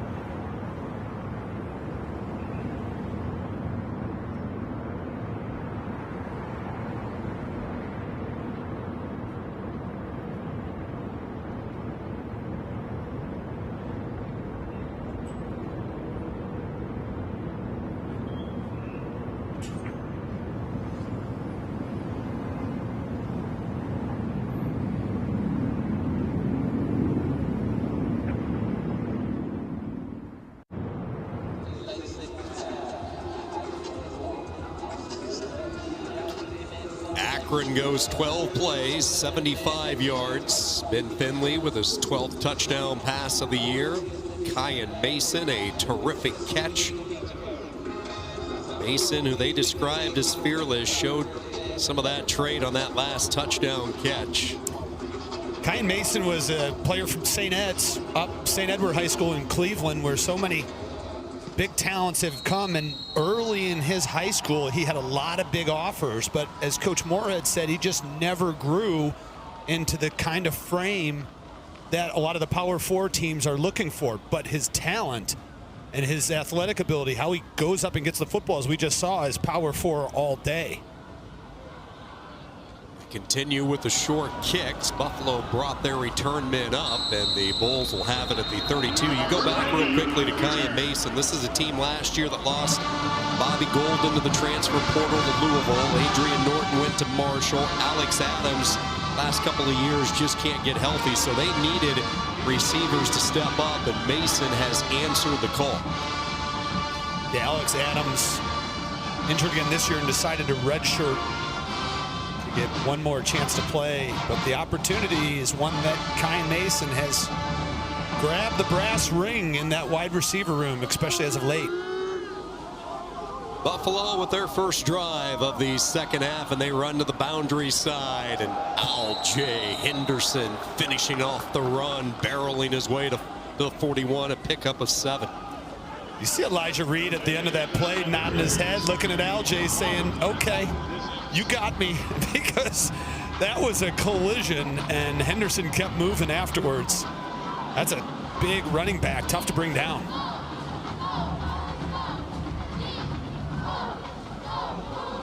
Trying to get Henderson involved, and he will move the chains, fall ahead to the 49, 8 more yards for the senior from Irvington High School in New Jersey, coming off a 1,000-yard season a year ago. Injured Bull, looks like one of the offensive linemen player in the offense. down.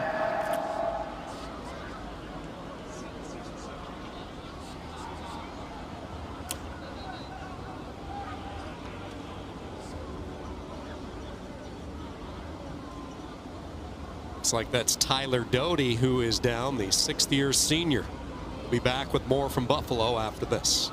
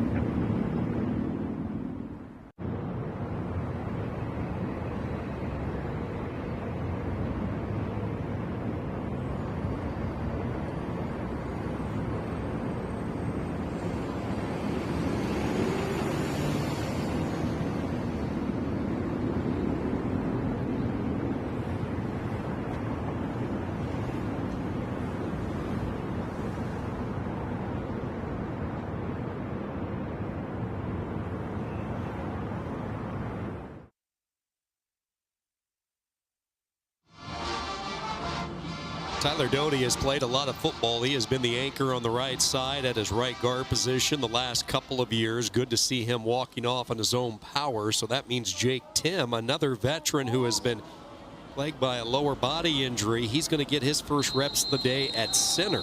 James Carrington, who really has become the MVP of this offensive line because of his versatility, will shift back to the guard spot where Doty was. First down and 10. Roberson deep. McMillan out there. Right into the basket. First and goal, Buffalo. A strike to Nick McMillan. Beautiful pass on the play action from Roberson to McMillan. Confident, clean pocket, able to stand into it. Throws a strike. That's the second time McMillan has gotten behind the Zips defense. And another big gain for Nick McMillan through the air.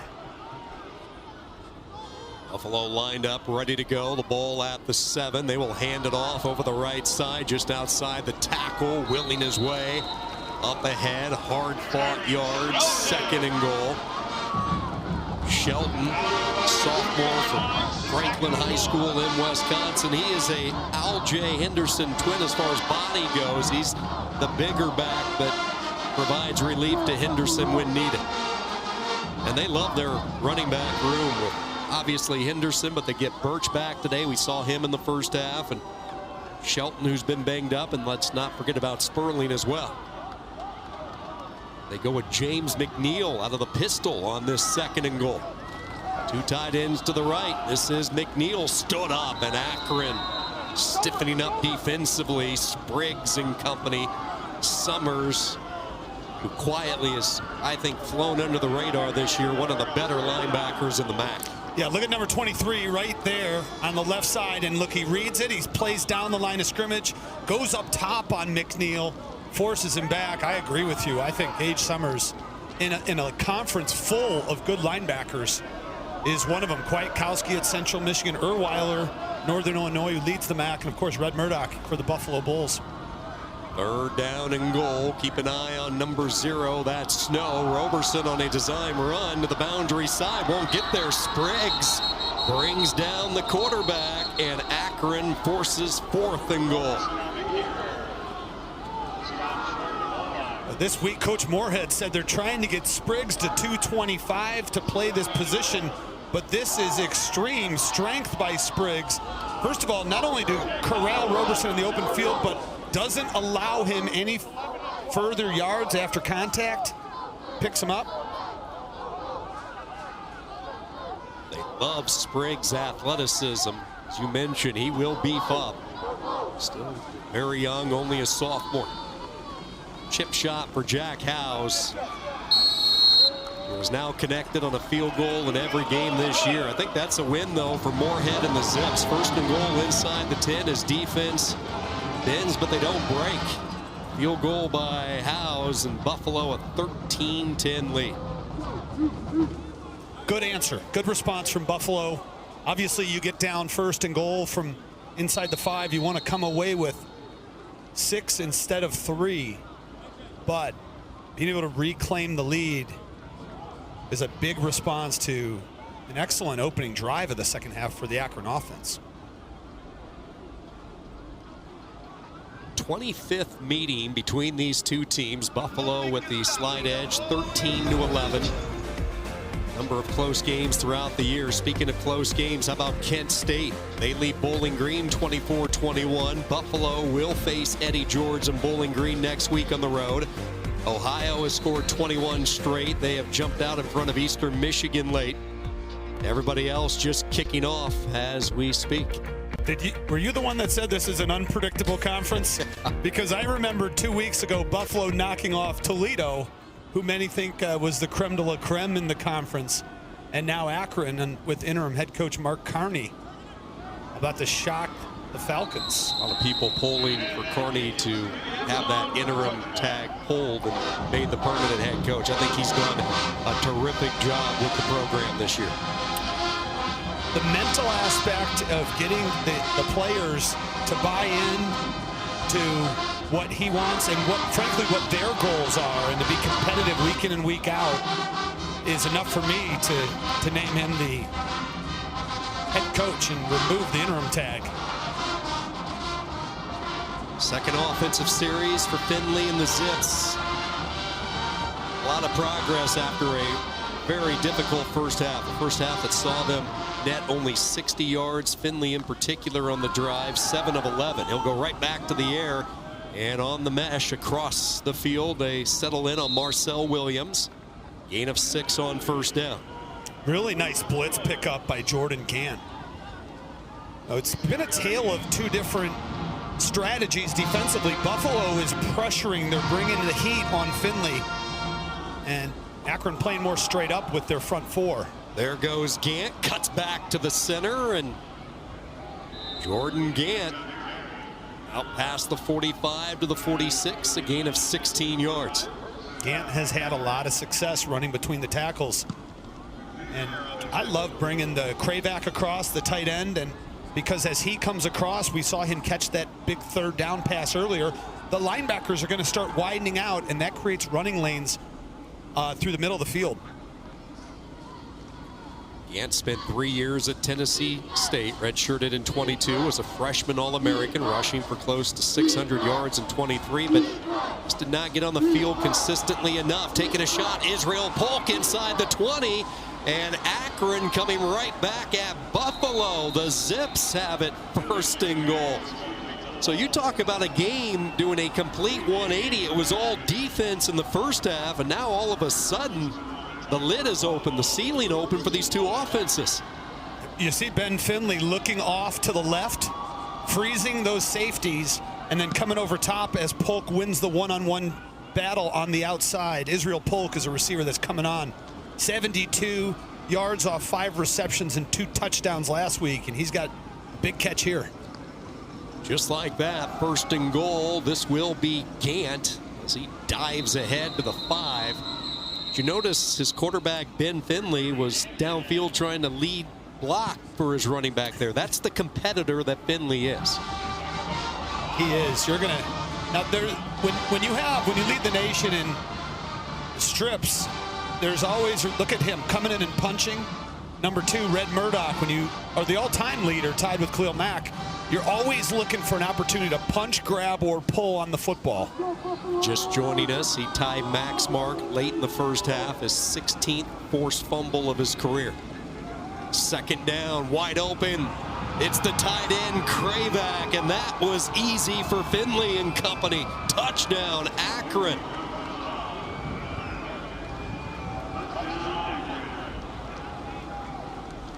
It's a beautiful play call by Joe Moorhead, very similar to what they ran on that big third down. But he comes across, as you see him so many times, it's the same look when they give it to Jordan Gant on the inside zone. They'll bring the tight end across the formation, smash the opposite side tight defensive end. This time he runs past him into the route, and Finley hits him for a touchdown. 5 plays, 75 yards. Akron has had the football twice in this third quarter, both times resulting in Ben Finley touchdown passes. There's the touchdown tire. It came from Akron, Ohio. It's made its way to Buffalo and around the neck of Connor Kravac. But watch Kravac. He's right to the right, and he goes across. Instead of blocking the end, he runs past him, and there's nobody for Buffalo. And that's a great man beater, Sean, because you now have to have a linebacker who's going to follow him across the formation when you have play action Jordan Gant coming right at you. See the cutback by Gant? And that attracts the defensive attention. Connor Kravac wide open. Really left the safety, Jalen McNair, in no man's land with Finley pulling it out. Kravac slipping off, and Ben Finley, an emotional player, and he has it rolling in the second half. And let's give Akron some credit. Tough way to close out the first half, but they have looked golden on their 2 drives in the third quarter. A pair of 75-yard drives ending in touchdowns. Short pooch kick, and Buffalo at the 31. One of the ways that I evaluate coaches from an X's and O technical standpoint is what happens when they come out of the half, either on offense or defense. What sort of adjustments have you made and how well are your players adapting to what you want to do differently. And right here, it's clear that Coach Moorhead offensively not only made some very positive adjustments, but that the buy-in from the team is to execute what those adjustments are in the second half.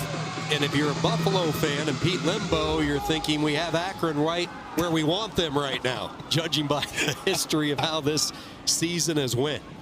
All going according to plan.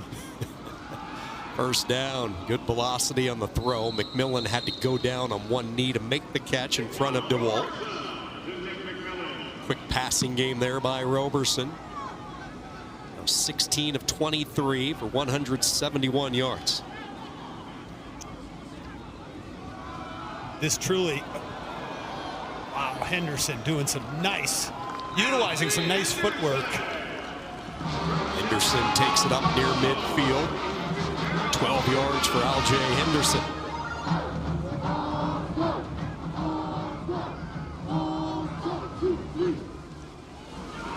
Low mix up their tempo, and Henderson to the second wave again.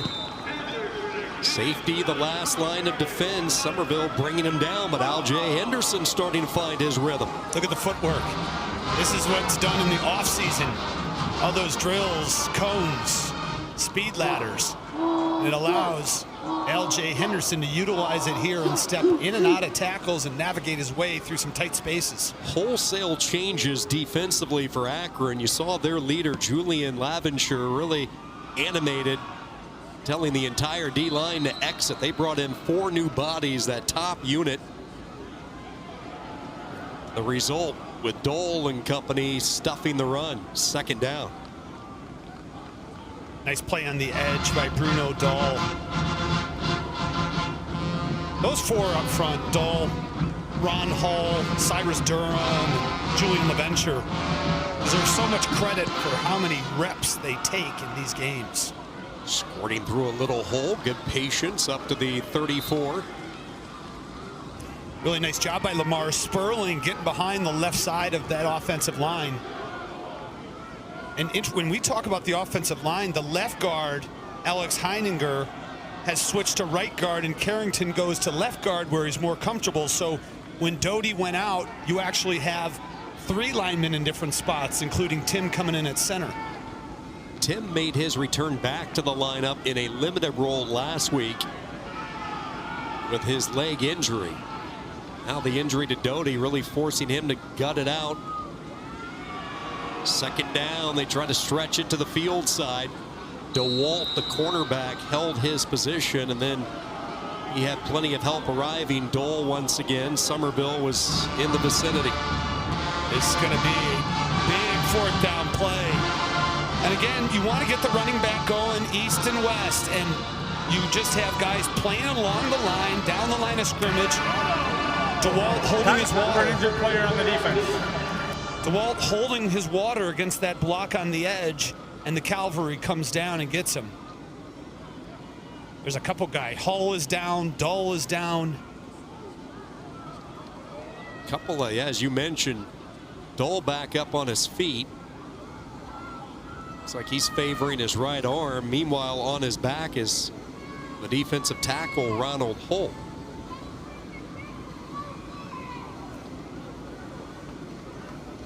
Hull actually lands on top of Dahl. And you see Dahl immediately.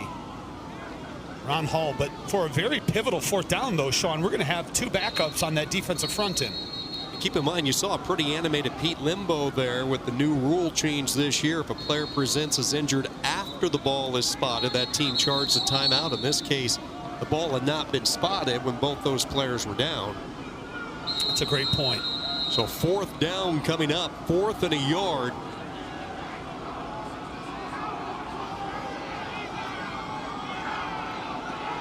Buffalo missed on a 4th down earlier. Victor Snow in motion. He's a decoy, and Roberson, I don't think, got there. This will be really close. What a tackle by Spriggs, who was growing up right in front of us. The runner was short of the line of gain. First down. What a day for Melvin Spriggs. Roberson cannot get the yard, and Akron's defense, without 2 of their leaders, both Hole and Dole out of there. It's the young guys stepping up. Melvin Spriggs has had his number called in a bigger role because Shaman Cooper, their starting inside linebacker, is not in uniform today, and this is a big-time hit. Spriggs stonewalling Roberson short of the sticks. And Akron starting to play complementary football. The defense getting the ball back for the offense, which is 2 for 2 on drives and scoring drives here in the second half. What an afternoon for Melvin Spriggs. And what a third quarter for the Akron offense. Night and day from what we saw in the first half. Over 8.5 yards per play in the third quarter. Trying to add to the total as they run left side to Patrick. Crosses up to the 35. Brought down by Stewart.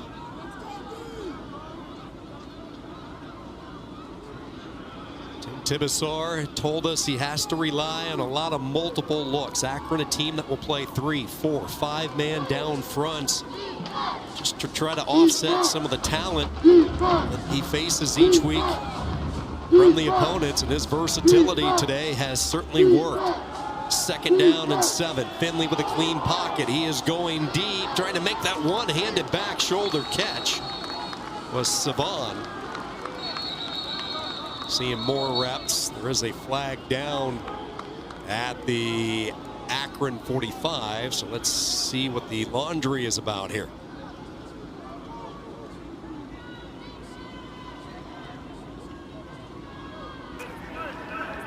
Pass interference, defense, number 7. The ball will be placed at the spot of the foul. Automatic, first down. Solomon Brown giving the Zips a first down.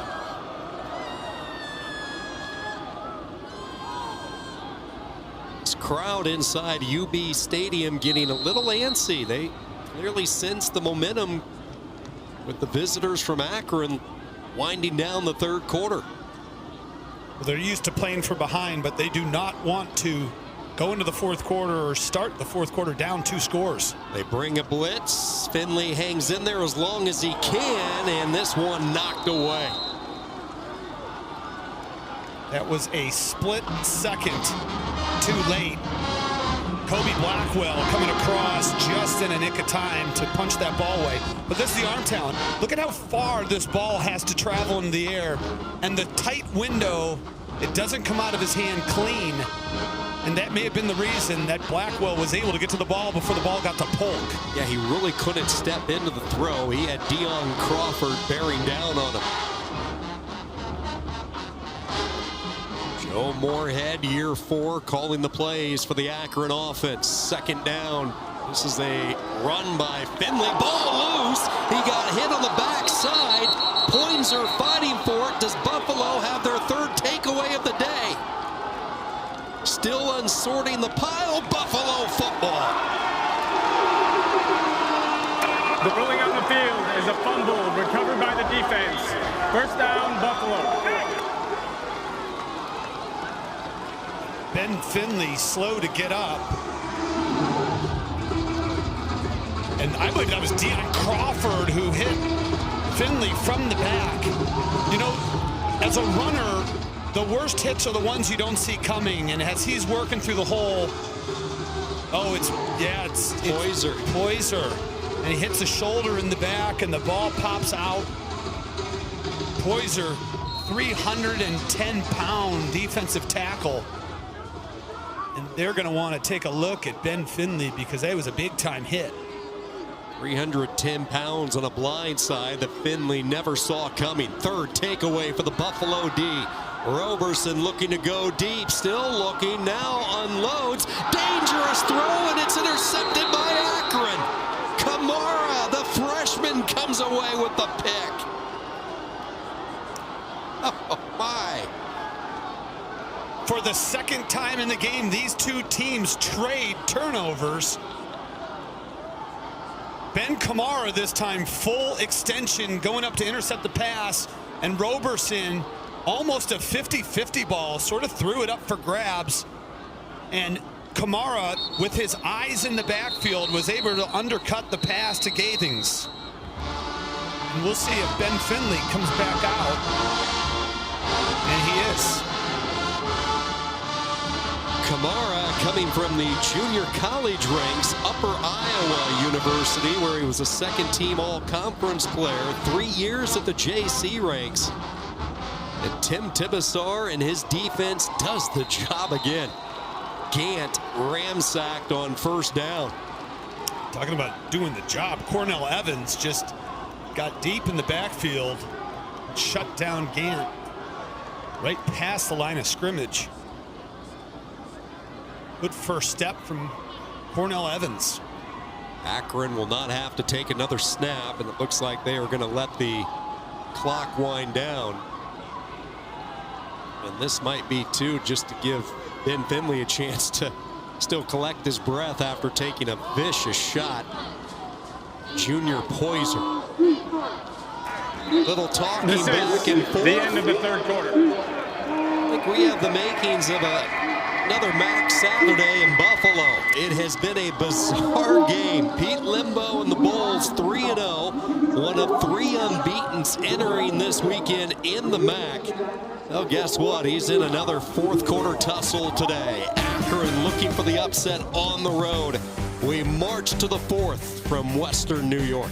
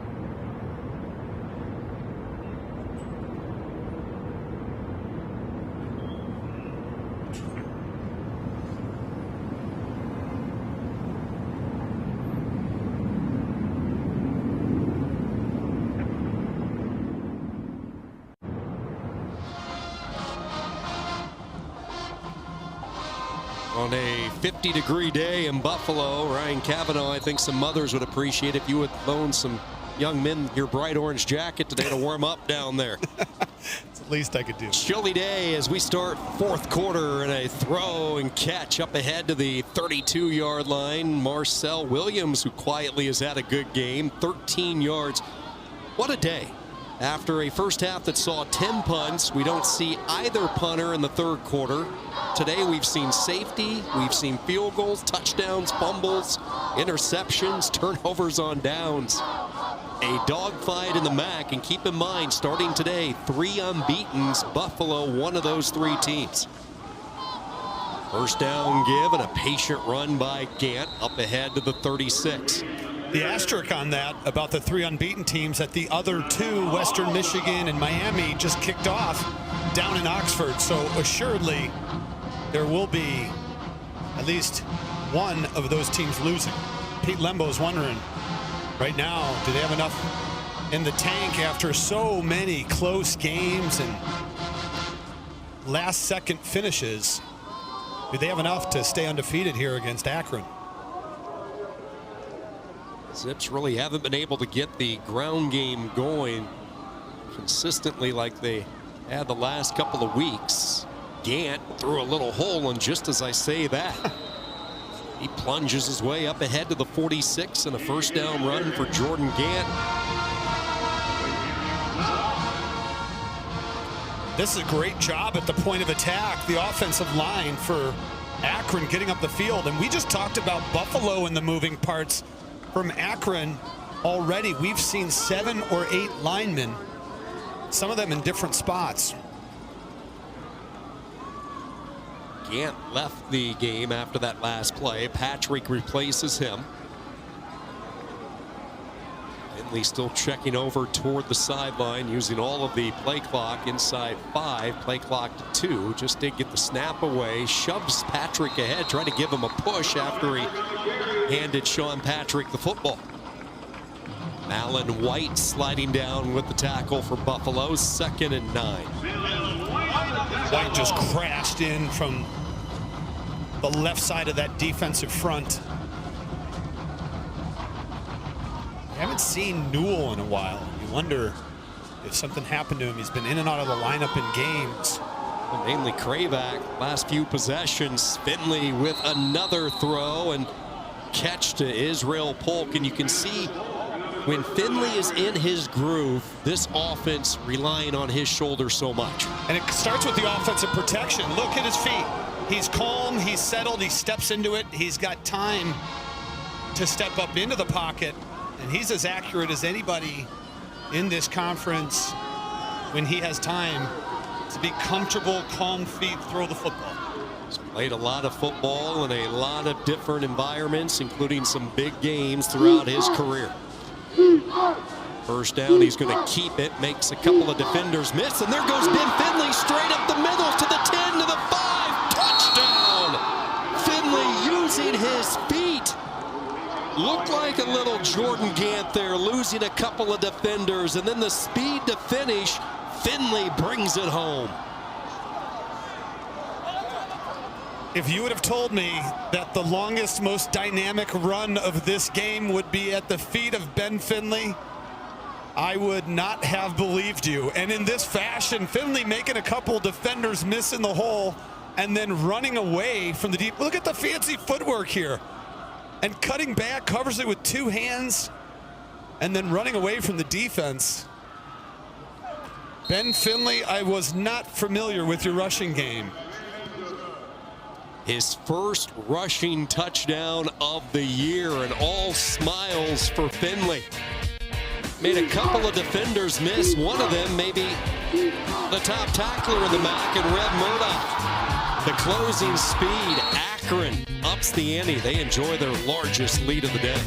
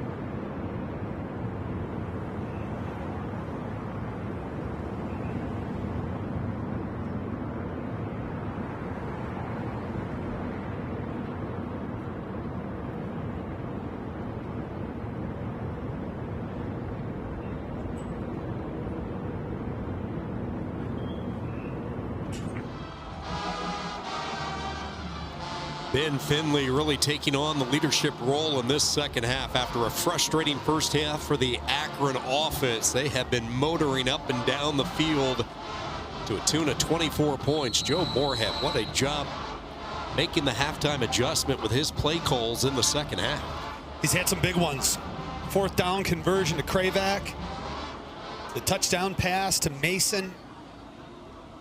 Mixing the run and the pass. Saw a couple explosive plays out of the run game to Jordan Gant, and of course nothing more than this touchdown run by Ben Finley. 38 yards for Finley. Take a look. He shows it to Sean Patrick, and look, he's reading the eyes of Murdoch, and then it looked like he was going to throw the football off an RPO, but instead the delay actually caused Murdoch to over pursue, and he was able to cut back, and then, you know, exactly what we expected.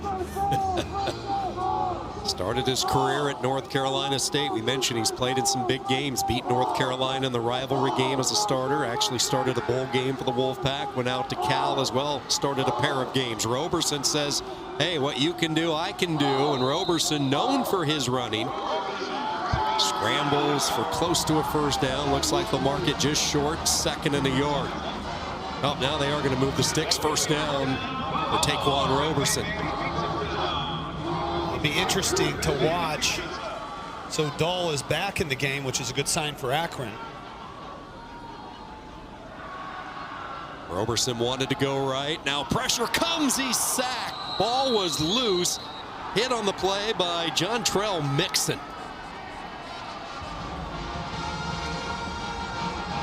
Nice pass rush by Jontrell Mixon. And look at the feet of Roberson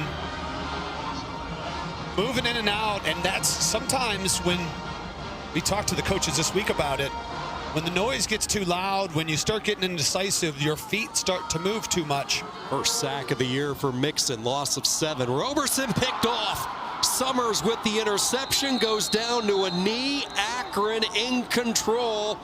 The defense gets another takeaway. Summers with the pick. Right on the heels of that, this pass is thrown directly to Gage Summers. And it looked like it was thrown early, but anytime that happens, usually the quarterback doesn't even see the linebacker. They really missed Gage Summers. He was injured in the UAB game, did not play against Toledo. His 4th game back. He comes away with his first pick. Akron by 11.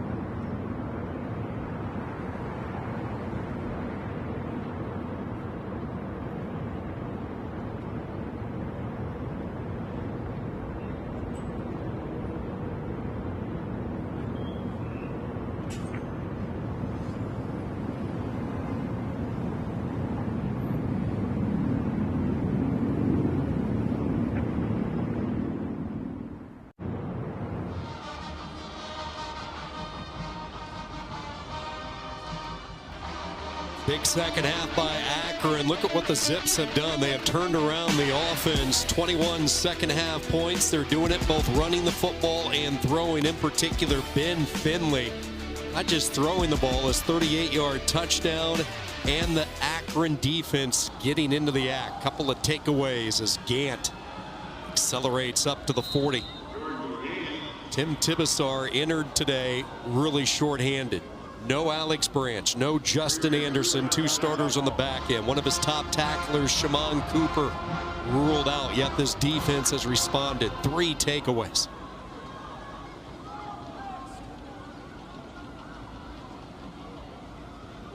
They've been outstanding. It's been a big play after big play for this Akron defense. In no hurry, leading by 11. Finley will milk the play clock all the way down, and a timeout. Moorhead coming down the sideline to call the timeout himself. Timeout. Akron, their second to half. 30 seconds. Remember, they used the timeout earlier in the second half. As you go back to Tibesar, who spent a lot of time in the Northwest at Oregon State, spent some time at Wisconsin, Kansas State, even went to the Canadian League with Montreal. Won a couple Grey Cups there. You know, you mentioned the difficulties that he has coming into this game with that missing production. From their 11 starters from last week, these 3 guys on the season make up 31% of the tackling production. He's had to replace them. However, to begin this season, there was only 1 starter for Akron that had played more than 6 games coming back. His entire front 7 are all brand new starters. So while this is the 4th year in the program for Coach Tibesar, all of his players, the majority of the starters, it's not for them.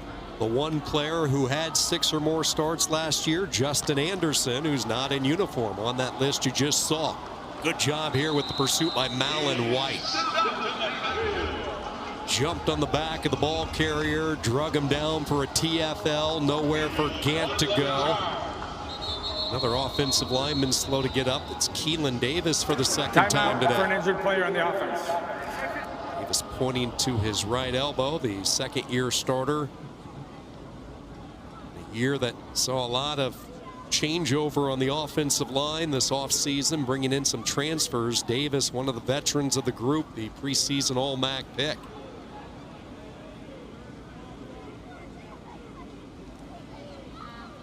When you look at the offensive line for Akron and talking to Joe Moorhead, the way he grades it out based off 3 criteria: assignment, effort, and then execution. And he delegates it in a little bit of a different way. He grades each week.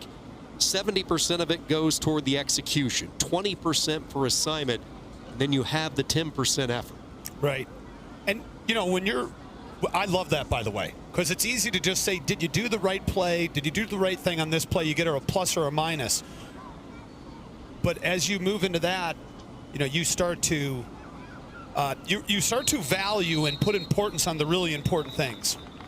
Joel Rodriguez, orchestrator of the offensive line, to the right of Moorhead, and what a job he's done, because the O-line has been an area of emphasis in the 4 years for Moorhead, trying to get this unit improved, the physicality up front. And this year they feel, really for the first time in 4 seasons, they have a legitimate 2 deep rotation up front with 8 guys. Coach Moorhead had a lot of good things to say about the job that Joel Rodriguez has done with this unit. Big play for the Buffalo defense. 3rd down and 8. They hand it off, and Finley, before he could even get the ball handed off,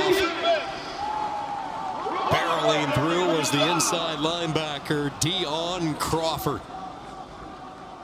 Murdoch gets a lot of the press, and rightfully so, but Crawford quietly having a great year, the junior. Last year, Crawford was described as a Swiss Army knife for the defense because he could plug and play alongside Dolak and Red Murdoch, and now he's stepped into the shoes of Dolak, and he has produced, been a great 1-2 punch in the inside of that defense with Deon Crawford and Red Murdoch. He's the enforcer. Here comes Buffalo, and they nearly got there. Bouncing kick angled toward the far side. It's going to be scooped up by Snow, and then he avoided a missile. Good thing for Victor Snow, he did not take the contact. It's a return of 4 off the 39-yard punt. Buffalo in a little bit of trouble here at home, trailing by 11.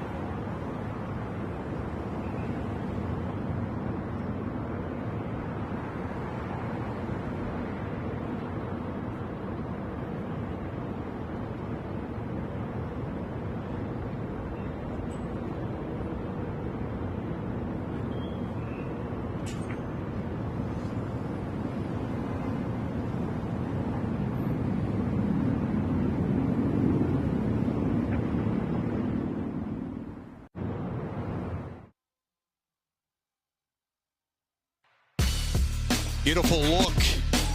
Niagara Falls from the Canadian side, Horseshoe Falls, you know. Yeah, Kenny's Cam. I have to give a lot of credit. When I first started in this industry, Ryan, I had a couple of producers, Eric Lilly and Dave Taskin. I have the adventurous side of me. I like to go see some of the remote parts of some of the colleges that I travel to. And they said, bring a camera as they throw and strike to Nick McMillan. They said, bring a camera, record some of that. So the first few times I did it vertically with my camera. That's a no-no. You got to do the horizontal pan, and you got to do it slowly. So it only took me 14 years to finally figure out the craft. And here you are. I made it. I made it. Your own segment. I personally, that was beautiful. That was great camera work. Yeah. All kudos to Eric and Dave. Here's a deep shot. McMillan, who's been the home run threat today, makes another catch. A beautiful throw by Roberson, and here comes Buffalo. Nick McMillan on the go route gets past Malcolm DeWall. And Roberson has been on the money with his deep passes. Third time for McMillan getting behind the Akron defense. Buffalo lined up, ready to go. They bring a blitz and open on the far side, and Roberson clicking right now. Catch is made by Gaithings. 9 yards, and just like that, they have turned the field. This drive started back at the 13. 3 completions later, they're knocking on the red zone. Second and short, hop skipping through a hole, and a first down carry.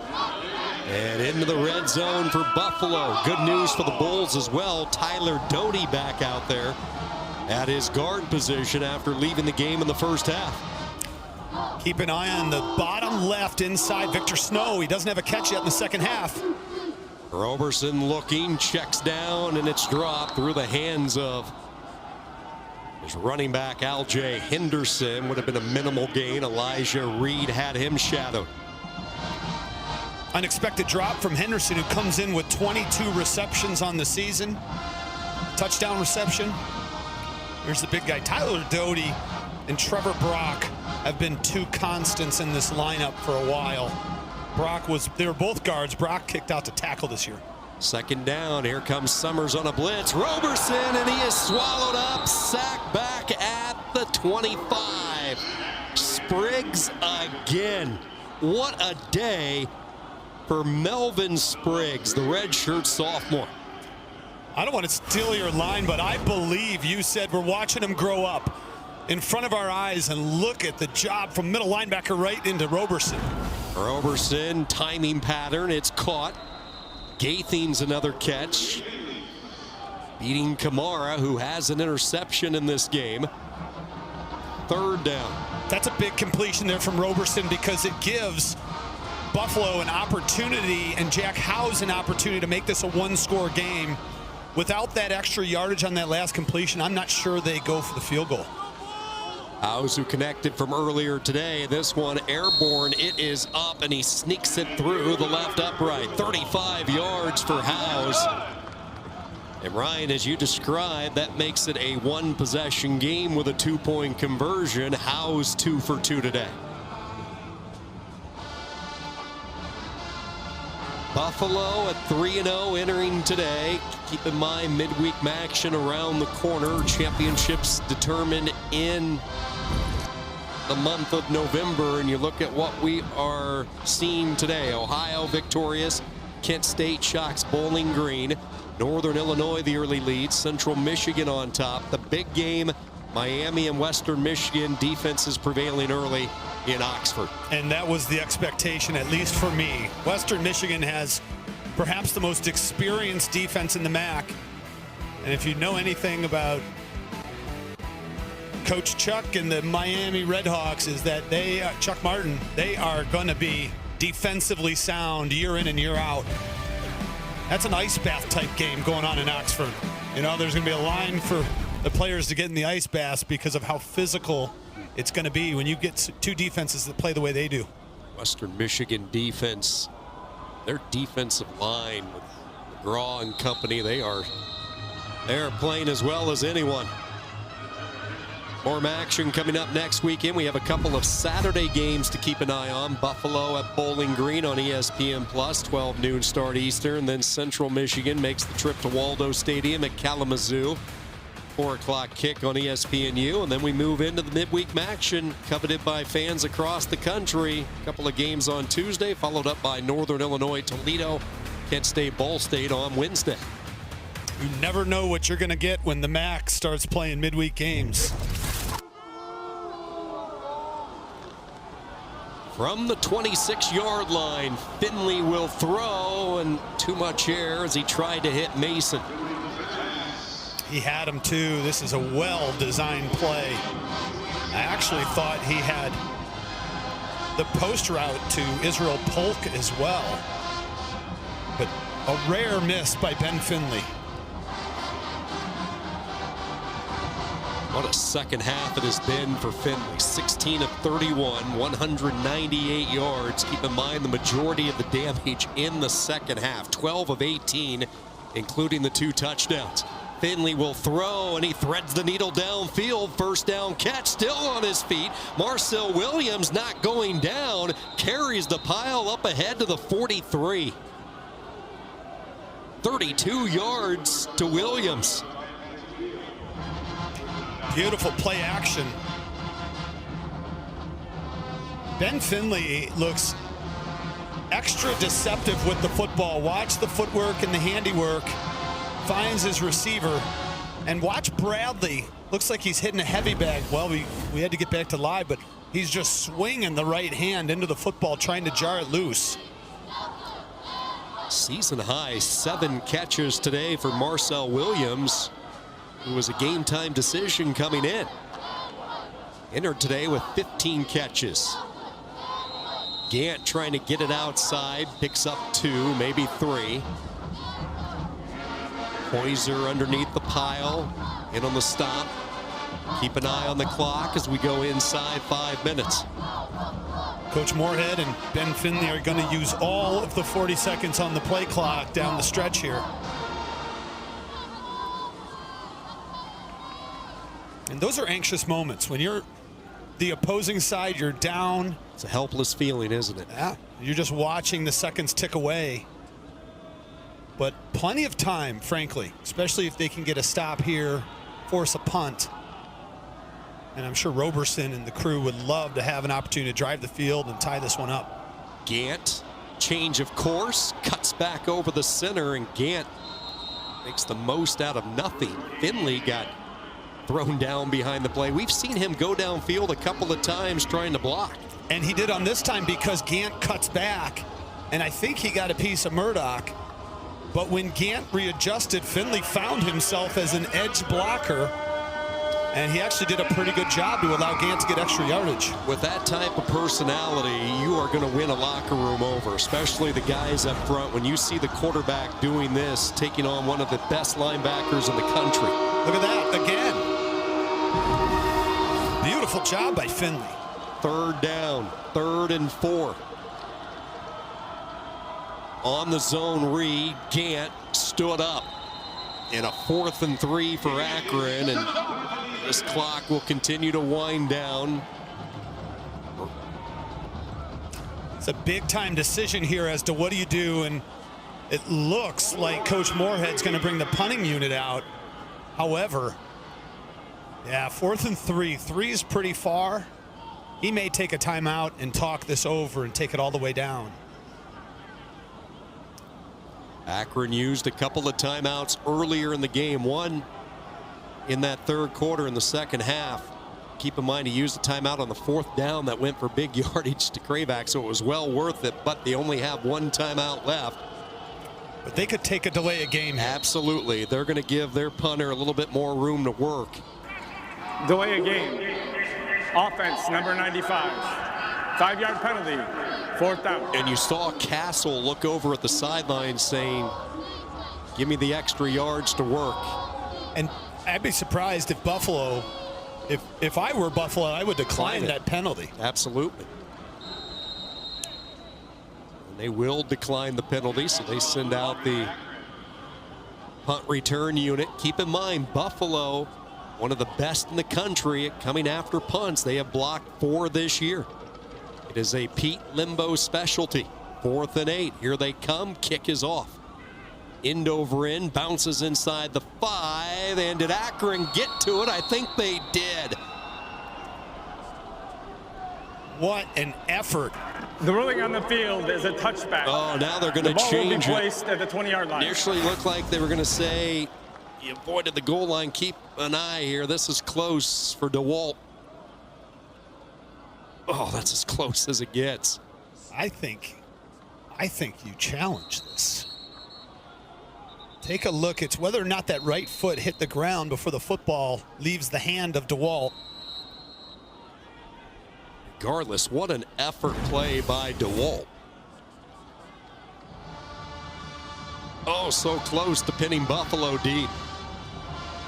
Still gained 20 yards. Now it's 80 yards to go and a 2-point conversion to tie the game up for the Bulls. This is where Buffalo has thrived this year. Crossing pattern. McMillan continues to add to his career day. 7 catches, 167 yards for the redshirt junior from right here in Buffalo.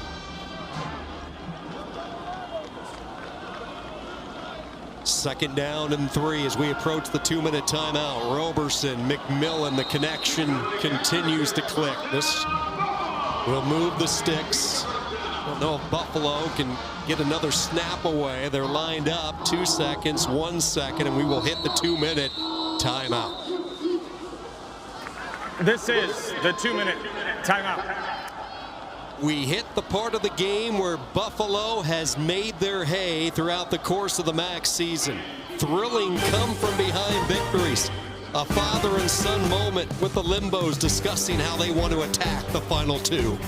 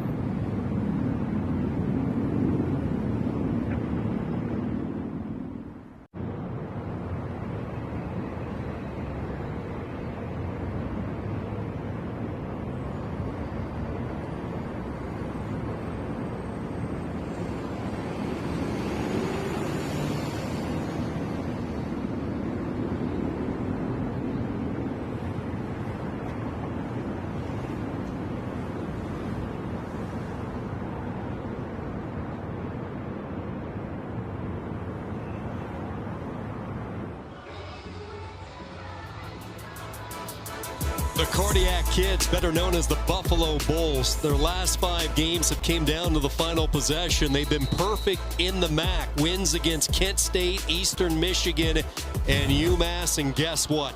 Here we go again. Alongside Brian Cavanaugh, Sean Kenny. First down, Roberson hit, little flutterer, nearly picked off.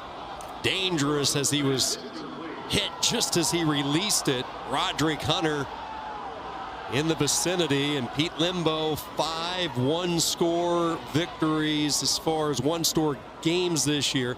He's won 3 of those 5. Of the 3 come from behind last-minute touchdowns. Victor Snow caught 2 touchdowns, and he also ran one in. Will his first catch of the second half, as he's been held without a reception, will that be another come from behind last-minute touchdown? They bring a blitz off the edge, picked up beautifully by Al-Jay Henderson. Roberson picked off, intercepted. DeWalt with the interception for Akron. The Zips in their 4th takeaway of the day. Roberson in trail coverage coming across, steps right in front as DeWalt rather in trail coverage, steps right in front of Roberson's pass. Roberson's trying to hit the in-breaking route of McMillan, his go-to guy, and DeWalt in perfect position. Beautiful job by Malcolm DeWalt. And as we saw last week with UMass, this game certainly is not over by any means, considering Buffalo still has 3 timeouts. But we just saw Tim Tibesar, defensive coordinator for this Akron team. These guys are waving. UMass did that last week, and they regretted it. The rubber being burnt, the turnover tire, the 4th takeaway for Akron. 3rd interception thrown by Roberson. Gant picks up 2. Buffalo to use the first of 3 timeouts. Buffalo, their first of the half, 30 seconds. So Akron's Malcolm DeWalt. Huge interception late in this game. DeWalt, when you talk to Joe Moorhead, he said he has matured so much the past couple of years. He has really made some of the most strides on the team, especially on the defensive side of the football, and he has paid his dues. Started his career at a couple of different stops along the junior college route. Year 2, Akron looking to pull off a huge win. We started this broadcast. We aren't to the month of November, and it's still very early. And yes, Akron, where they are sitting, still with hopes of maybe working their way up and getting into the fray by the time late November rolls around. Finley and company getting the job done here on the road. 2nd down and 9. They hand it off. Gant trying to scoot to the outside. Cannot get free. Malin White was there. Malin White has stepped up his game in the second half. Timeout. It's several. Buffalo, their 2nd and a half, 30 seconds. Been a game of turnovers today. 4 of them for this Akron defense. The first one coming from Kamar in the second half. The interception, then Summers into the passing lane. And just a few moments ago, DeWalt anticipating 2nd pick of the season. Roberson came into this afternoon's game, it feels like tonight now, but came into the game with only 3 interceptions on the season. He matched that in the second half alone. So here's a question, Ryan, after what we saw from UMass last week in the end-of-game situation. There's no way on earth they put the ball in the air here, do they? I do not think so. You have to make Buffalo burn their last timeout. And they will keep it, and Buffalo will burn their final timeout. Gonzer and White, 2 in on the stop on Gant. Buffalo, their 3rd and final timeout of the half. DeWalt, the Zip defense, is going to be called upon one more time to try to send Akron home with a victory. And that to the left of DeWalt there is Todd Littlejohn, the defensive backs coach, who's come in and done a terrific job for Coach Tibbs. This has been a true team effort from the defensive backfield through the linebackers and the defensive front for Akron. can Akron protect their punter, which they've been able to do successfully all afternoon, and put the game in the hands of Tibesar's defense one more time. Joseph Castle on the punt. It's a good snap, and he gets the kick away. An over-in kick, textbook execution from Castle. And Buffalo 92 yards away from where they need to be. 5 straight games coming down to the end. It all started in the MAC with Kent State. Late touchdown pass to Snow sent Buffalo to victory. They had a couple of near misses. Troy giving up a late touchdown. UConn a near walk-off win off the field goal. But then you had Howe's hit from 50 yards, a career long to send the game to overtime with Eastern Michigan. Snow scores on a jet sweep. And then last week, the improbable Snow, another touchdown catch. Castle has done his part, even though he had the one snap that resulted in the safety. He has had quite a day punting.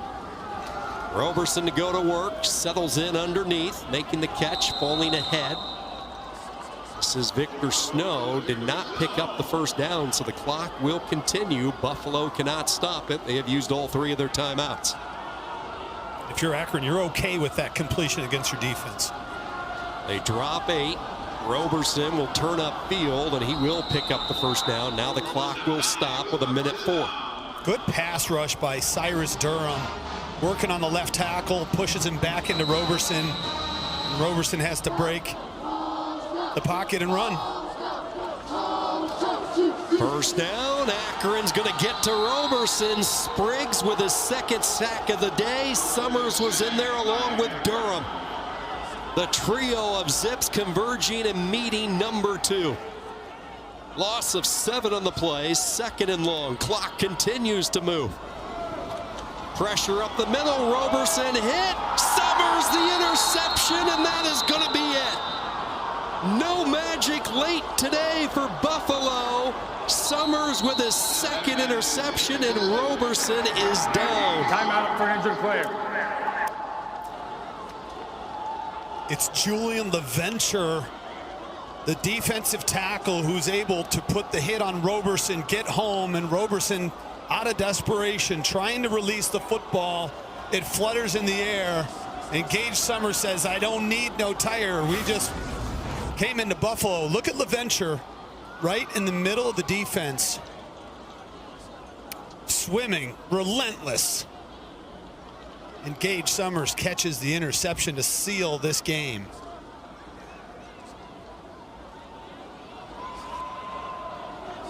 Julian LaVenture did not arrive at Akron until the summer. Mid-June, he was voted captain by his teammates after a month of being on campus because he plays with such a relentless passion. Effort guy, high effort each and every play. I'm sorry, I was going to say, in addition to the accolades he's earned off the field, strength and conditioning coach Uri Southfeld picks one player on the offense and one player on the defense to wear the number 1 jersey. And that's based on putting in the right work, being a leader, doing everything that Akron Zips football means. And for him to not only do that, but as you pointed out, Sean, be a captain on this team after only being around for 2 months prior to camp speaks volumes about who that young man is, both as a leader and by example. Spent 3 years at Division II, Penn West, California, the Vulcan program in Pennsylvania. Immediate impact. Roberson helped off the field, so now that becomes a question moving forward for Buffalo. He was already fighting a lower body injury, and this has to feel really good for Coach Joe Moorhead and Akron. He was livid after the Miami game a few weeks ago. He thought that one slid through their fingers. They had a real chance to knock off the Red Hawks. Same situation last week. Mother Nature moved in, really stymied some of the momentum they had late against Ball State. But today, Summers in this defense, Tim Tibesar, the job this defensive unit did without 3 of their starters impressive and definitely the storyline. I completely agree with you. Yeah, we came in again, 31% of their tackling production from their 11 starters last week was gone, and you had Summers, and I'm giving a game ball to Melvin Spriggs, a linebacker who stepped up in place of Shaman Cooper and had probably his best game as a collegiate football player. And he made big plays at the biggest times too.